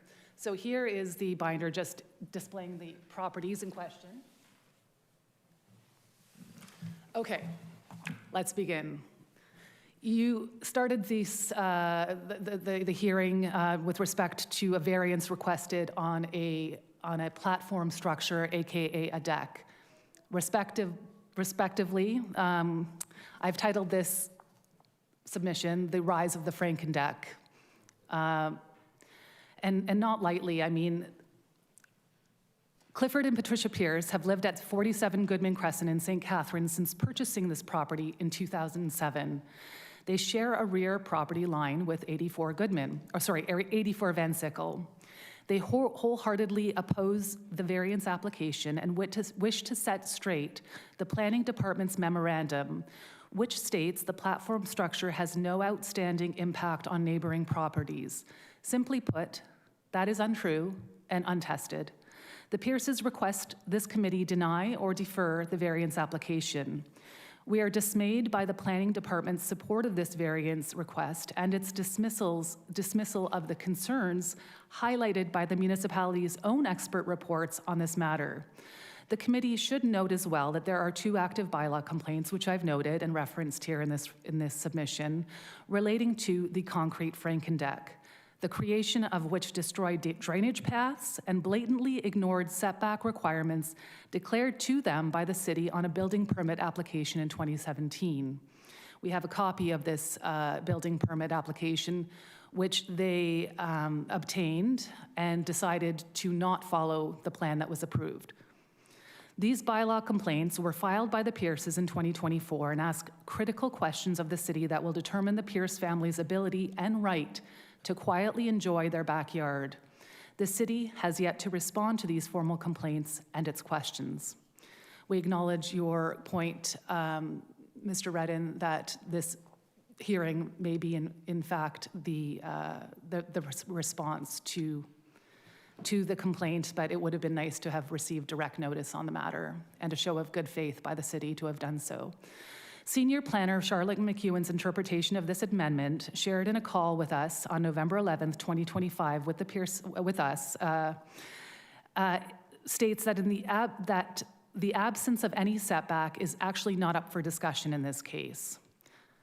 The new planning amendment, she stated, referring to section 2.9.2, which was passed in 2024, allows concrete platforms to be built up to residential property lines without any setback. The point your committee must consider, she said, is simply whether to allow the height variance and not whether the Franken deck must be pulled back from the property lines by 3 meters to satisfy bylaw requirements. We respectfully disagree, and we believe the city has received misinformation on a key detail, the height of the Franken deck. During our call with Ms. McEwen on November 11th, she states, if this pool deck was 15 centimeters tall or less, it could exist there. From a zoning perspective, there's no problem with that. The only reason there is a zoning problem is because it's actually higher than 15 centimeters. It's at 33 centimeters, and that, or like about a foot, a little over a foot tall, this is still Ms. McEwen speaking, and that becomes, in our definitions of the zoning bylaw, a platform structure. Ms. McEwen is correct in stating that the deck meets the definition of a platform structure, but her comment on the height of the actual structure must be corrected. The structure is not 33 centimeters above grade, but 61 centimeters above grade, roughly 2 feet. This fact is noted in the report of a professional engineer the Pierces retained to investigate the source of massive amounts of water that were pooling in their backyard, creating an unusable swampland. The 23-page engineer's report, prepared by Adi Irani of A.J. Clark and Associates in late 2019, was filed with the City of St. Catharines as part of a legal action involving the significant drainage problems that arose as a direct result of the construction of the platform structure at 84 Van Sickle and 2 neighboring properties, which also built substantially higher than grade and with no setbacks. 61 centimeters, or 2 feet above grade.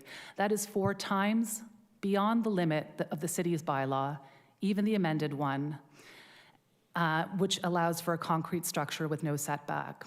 And the city defines, City of St. Catharines defines setback, as you know, as a distance from a building or structure to a lot line. At its current and true height, the platform structure should be set back from the rear property line by a minimum of 3 meters. How we got here. In 2017 of July, the owner of 84 Van Sickle, Mr. James Little, submitted a building permit application to the city for the installation of a swimming pool and surrounding deck. The Pierces obtained a copy of this permit through an FOI process.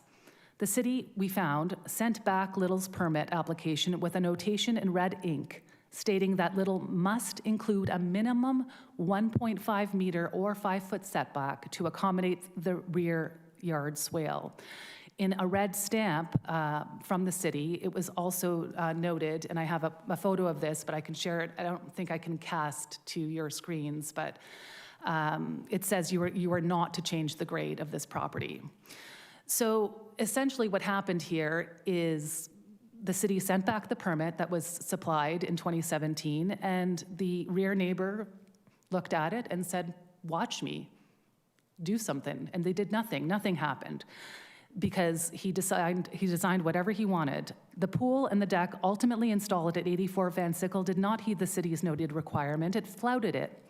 The concrete deck surrounding the pool, as installed, as we know now, measured 2 feet above grade and extended to the fine edge of the rear property line with no setback whatsoever. Since taking ownership of 47 Goodman, the Pierces have experienced tremendous and increasing amounts of water pooling in the backyard. Despite attempts to improve the quality of the soil, the ponding persisted.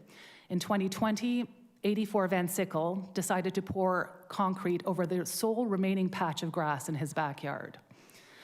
The Pierce's rear fence, which they solely owned, collapsed, due in part to the increasing amounts of water pooling along the property line and also as a result of the pressure caused by heavy concrete form boards for the pool deck at 84 Van Sickle being nailed into the Pierce's fence.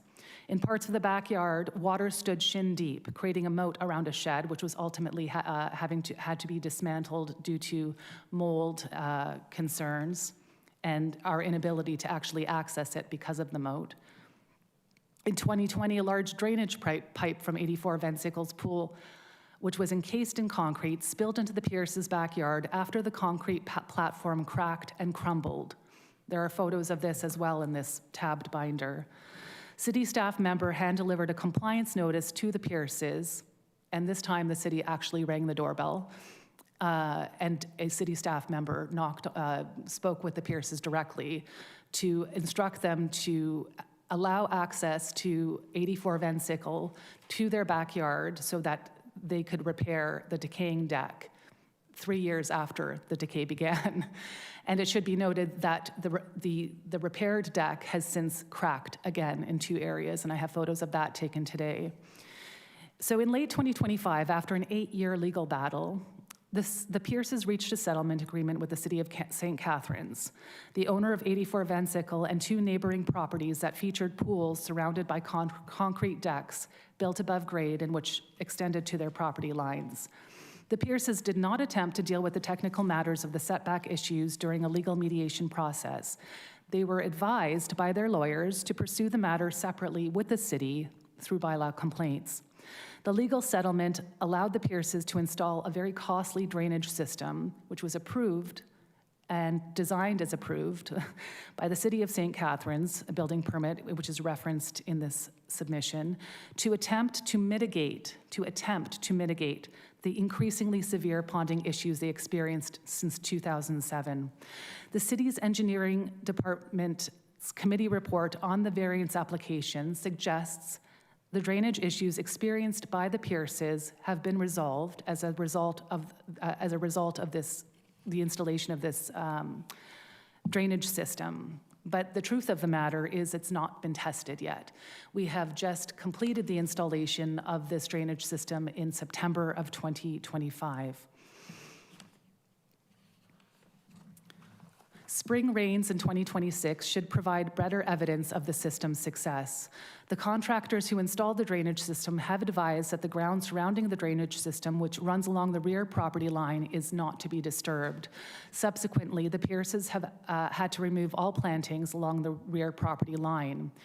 And for this reason, the Pierces would like it on the record that they cannot comply with any future orders from the city to allow the owners of 84 Van Sickle to access their backyard to deal with any issues that might arise from structural problems with this concrete deck going forward. Doing so poses a credible risk to this costly new drainage system.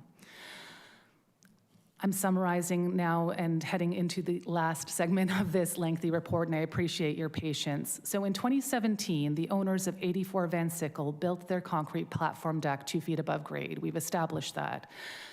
The section of this submission is called Rewarding Recklessness, because 8 years later, after submitting a report for approval, a building permit rather, for the city's approval, which was sent back to them with notations, clear and direct notations to not change, to increase the setback allowance and not change the grade.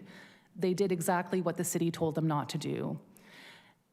And now they're formally asking the city to look the other way. For some unclear reason, the planning department is advising this committee to do just that. Please, we encourage you to take the time to read the independent reports submitted by the city's experts in their entirety, rather than just relying on the planning committee's summary. What is the point of having planning bylaws and amendments? What is the point of this hearing tonight if all of these things are ignored without repercussions? Ms. McEwen, in a phone interview yesterday, said our planners do their own review. She said it's certainly with the goal of, it's not certainly with the goal of rewarding people who have built counter to the bylaw, but we are also impartial and try to be in the sense that we weren't going to be specifically punitive. But the city and its taxpayers pay a price for regulation without enforcement. There is no deterrent to this type of behavior, which is how 47 Goodman Crescent became surrounded not by one, but 2 pools built 2 feet above grade without regard for setbacks. The third pool that was built without regard for setbacks was not quite 2 feet. It was a little bit less than that. So here we are, the stakes. Approving this variance serves the original owner of 84 Van Sickle, who submitted the application in late September while trying to close the sale of his home. The new owner of 84 Van Sickle visited the Pierce family last month. I was actually there when he knocked on the door. He was very surprised, he said, to learn that he had no idea about the bylaw infractions, the complaints, the ongoing action with the city. He had no idea that there was a variance application before you tonight.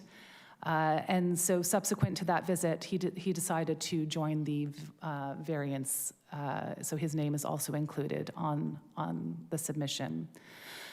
Approving this variance serves the realtor who might get in hot water with the regulator for lack of disclosure about these issues. It serves neighboring properties who also built concrete decks 2 feet above grade who are staying quiet on this matter. To some degree, it also serves city administrators who could have dealt with these issues many years ago and did not. But an approval of this variance will not serve greater public interest.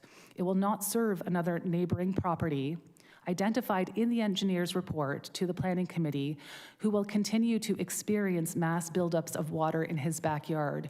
We have heard from the planning committee that there was no vocal protest put forward or objection rather to this, it's not a motion, to this, what is it? Request, variance request. We have heard from the agent, rather, just to clarify, also, you are the agent for Mr. Little and the new owners, that there was no vocal objection from these specific neighbors who are also on Van Sickle and share a property line. Well, what we can tell you tonight about these neighbors who may not have objected is that English is not their first language. They have struggled and required an interpreter over the past several years to deal with the matters that have come up on the legal front. And so the lack of communication from them is not necessarily surprising, but that doesn't mean that the committee should not consider the impact as identified by the engineer's report. We nearly didn't see the notice of this hearing. An approval of this variance supports blatant disregard by homeowners toward public planning procedures which are in place to benefit everyone. We urge the committee to deny or defer this application pending the city's response to the Pierce family and to determine whether the new drainage system installed along the rear property line works as planned. Can you defer to the spring? After we've experienced some heavy rain to know whether this is actually working. We hope it does. In the absence of that, we would ask that you can move to deny this, this request for a variance. There is a note at the back of this also just in regards to the conflicts. I know this committee, and I appreciate that this committee raised the question of conflict of interest. It was not immediately apparent, and I'm just noting this not to be petty, but when my in-laws initially retained a lawyer, even their own lawyer that they retained did not realize he had a conflict of interest, and later disclosed that 8 months into research with them that, Mr. Little was actually his accountant. And so just making sure that James Little is not the accountant for anyone who will be ruling on this matter today. He is a partner at DDL. And Mr. Little was the accountant who acted for our mayor in St. Catharines, Mr. Matt Cisco, and several councillors who may have ruled on the hearing, who may have ruled on the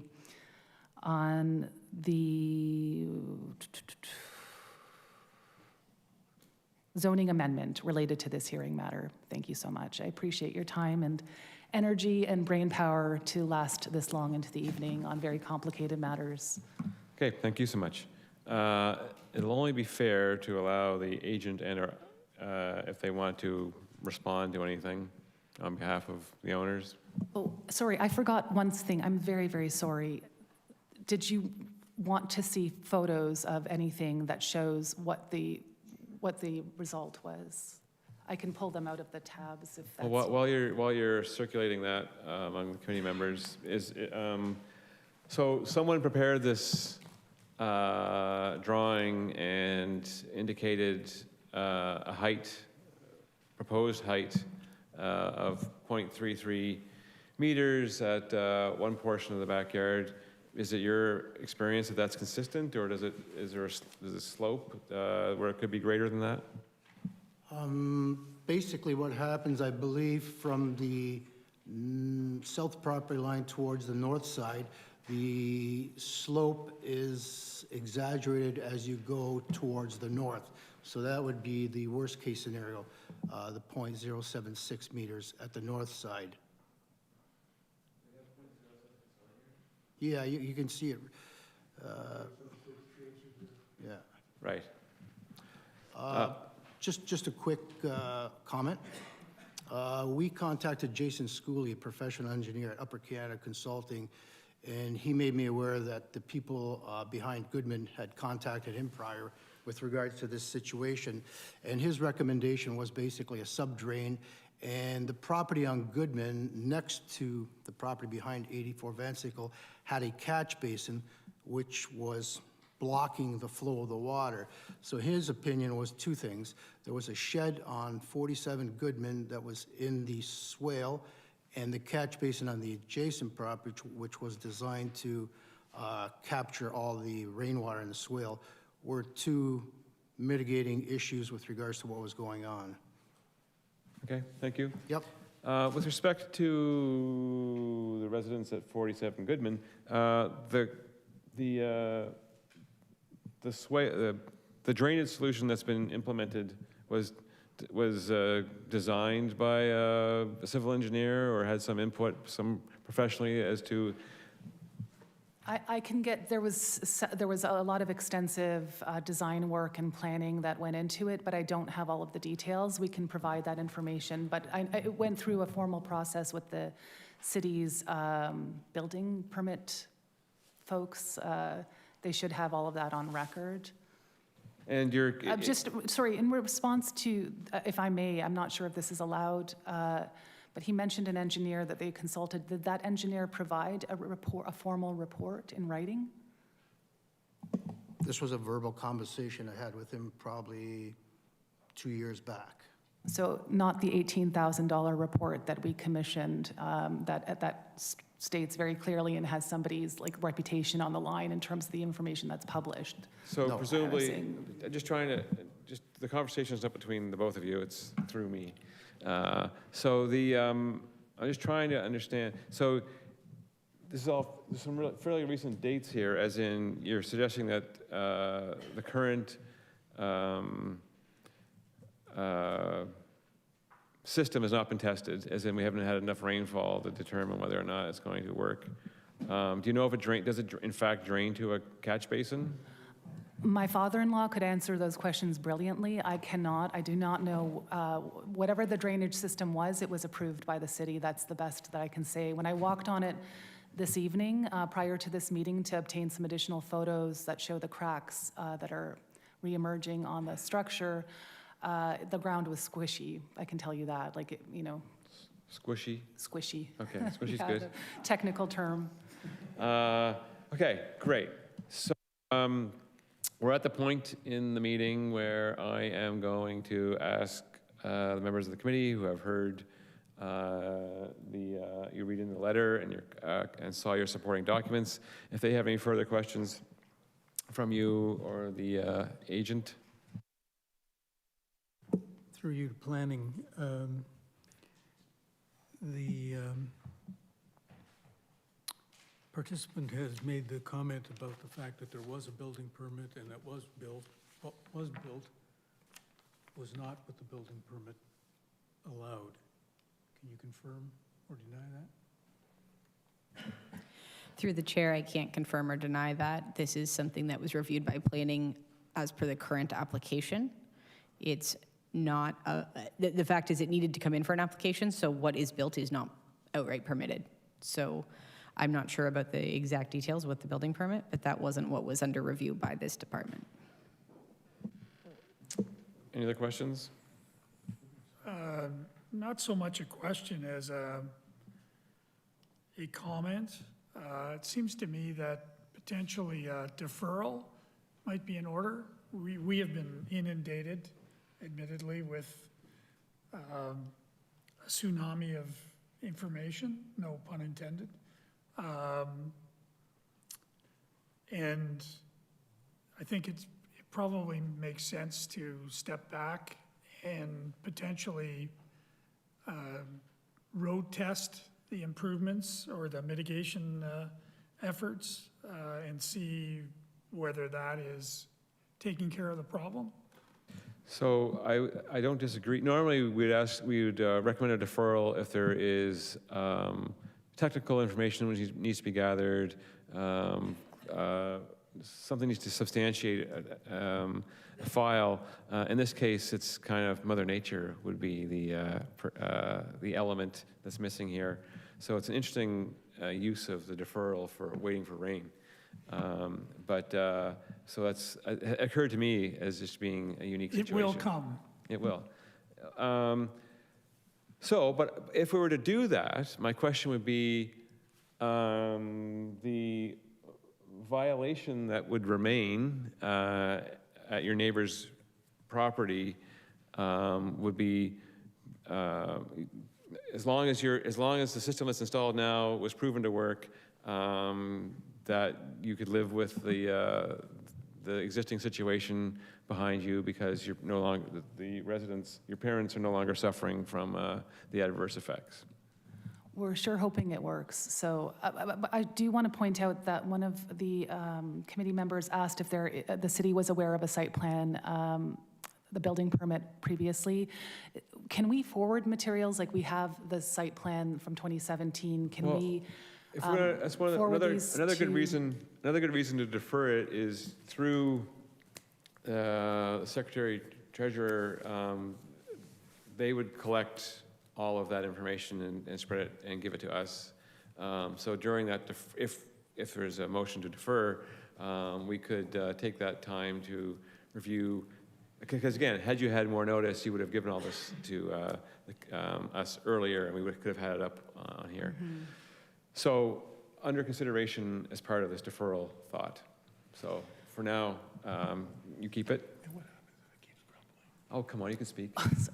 So he's wondering, so the question he asks is, what happens if it continues to crumble in the next, until we meet again?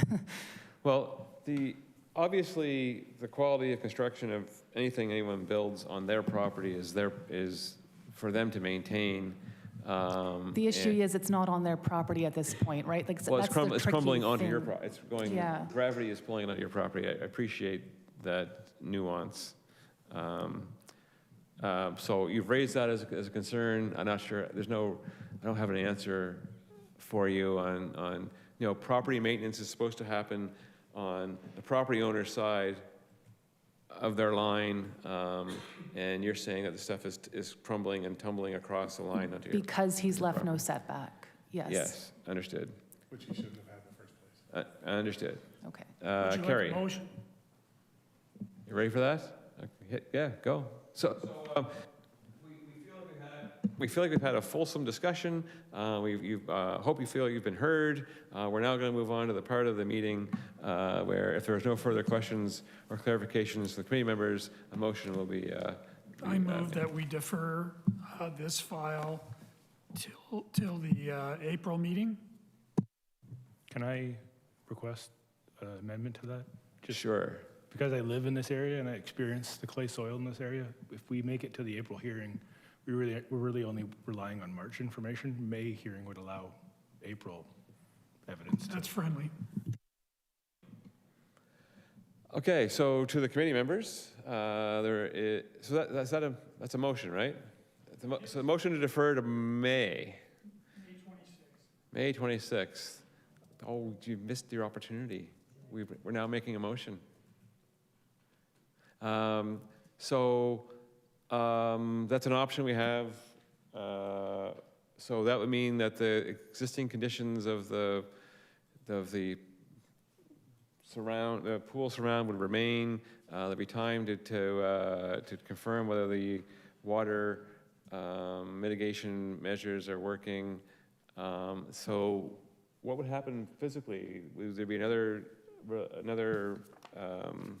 notice of hearing be distributed and? Okay, I thought Dave, I have a question. No, typically you would get a copy of the agenda. If the application doesn't change, that's already been circulated. If it was May 2020, I probably would recirculate it, but the hearing would be May 20th, just to confirm, 2026. And we would just recirculate the notice. Carrie? By mail, Just as an aside, hopefully. Amanda Knutson, in this technical report, she said, development engineering staff have advised that the 0-meter setback to the north and south lot line may cause stormwater runoff onto adjacent properties to the north and south. CRCS is concerned that this runoff may impact the neighbors' use and enjoyment of their respective rear yard amenity space. So that's sort of, once I read that, I said to myself, let's give it some time. And the word may be eliminated in so doing. So that's just backfilling my motion. Well, we'll find out in May whether it may be eliminated. So I think that's a decent compromise for all involved. The homeowner of the asking for the variances doesn't have to do anything for now, and the homeowner who's affecting the negative results to date can have their system tested, have the system tested over time, and hopefully in May when we come back. Well, what would happen in May? I guess we would hear from the neighbor that they feel that the system is working, and then that would allow us to consider whether or not we're going to grant the minor variances, which we still have the option, of course, to not do or grant them. So we'll have to wait till then if that's the case. So a motion, please, to defer if that's what we're going to do. I have a question. In terms of moving from now to then, what kind of mechanism would be involved in terms of getting staff on site? Would it be a matter of the neighbor calling or the neighbor not calling to initiate that? Do we know? Well, I think the lines of communication between, well, hopefully there's better results when the neighbor communicates with the city next. So, It's incumbent upon you to monitor this, obviously, and when you see something failing, if it fails, pick up the phone and make a call. And I guess the flip side of that is if it's working, there's no well, no one may. You had asked a question, Mr. Redden, earlier, or made a comment, rather, that typically a deferral is granted when there's a request for additional information. No, this is additional information. It's just not usually Mother Nature that we're waiting for. Correct, but I'm just wondering, so in line with that, I noticed I couldn't find any reference in the application or supporting notes regarding a survey. I don't know if this is the right term. Stormwater management report?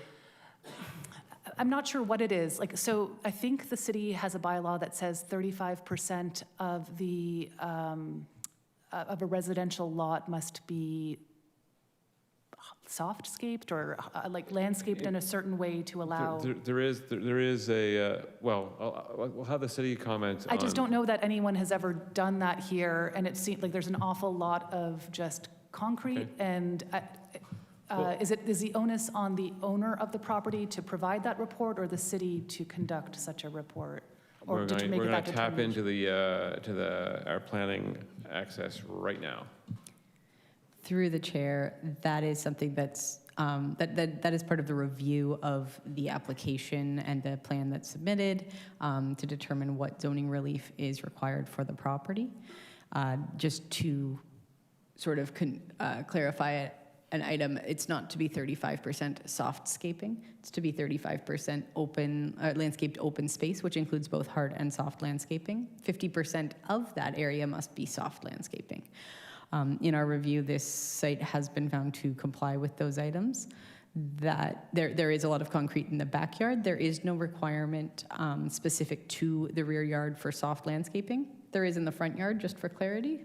Some people might read that and wonder about where else soft landscaping has to be, but there's a specific requirement in the front yard and on the overall lot, but not specific to the rear yard. So just for clarity. And if I may clarify just one other thing that one of the members mentioned earlier about the potential for drainage in the to the north and south. I think that might have been dealing with something other than what we're talking about tonight, in the sense that that was specifically not to the rear. So that review by our engineer only identified that the north and south property lines might have issues. The engineer has stated there is no drainage concern at the rear. So just for clarity again on that statement, that's what the engineering comment stated. All right, so let's officially put this motion back on the floor here, if there is one. Either the variances or the deferral. So okay, so those in favor of the deferral till the May 20th. Modification, a friendly amendment, pushing it back to May. And so it stands. To April? From Yeah, to May. April to Yeah, May. May, so, Yeah, okay. so it stands. Those in favor of the motion to defer? All right, well, that's done. So enjoy your winter and your sloppy, squishy spring, and hopefully there's positive results all around. See you in May.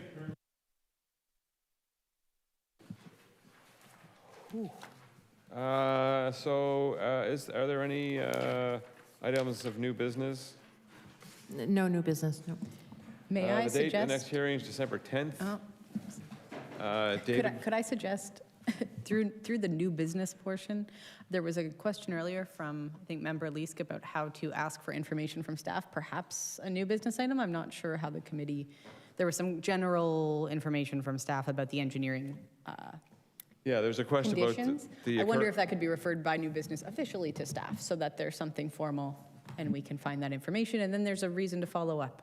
All right, so there it is. Just a little bit of history there. We've, over the years, there have been examples where engineering, who doesn't have a seat at the table, will change tax on their conditions without informing us as to the logic behind it. And this is another example of that. I can remember probably 3 or 4 of them. And I think we're making decisions not only, we're making decisions including the conditions, right? We're making an overall. So if we don't understand the rationale, or even what it is, what the report is, then there's a gaping hole there. So that's sort of where I'm coming Well, from. it's been noted under new business, so we can demand a response. So the next meeting is December 10th. Are we all here? Great. Motion to adjourn the meeting. Can I put my hat on to get warm again? Yep. Motion to adjourn the meeting. Somebody, just put up a hand. Yes, thank you, David. Meeting's adjourned.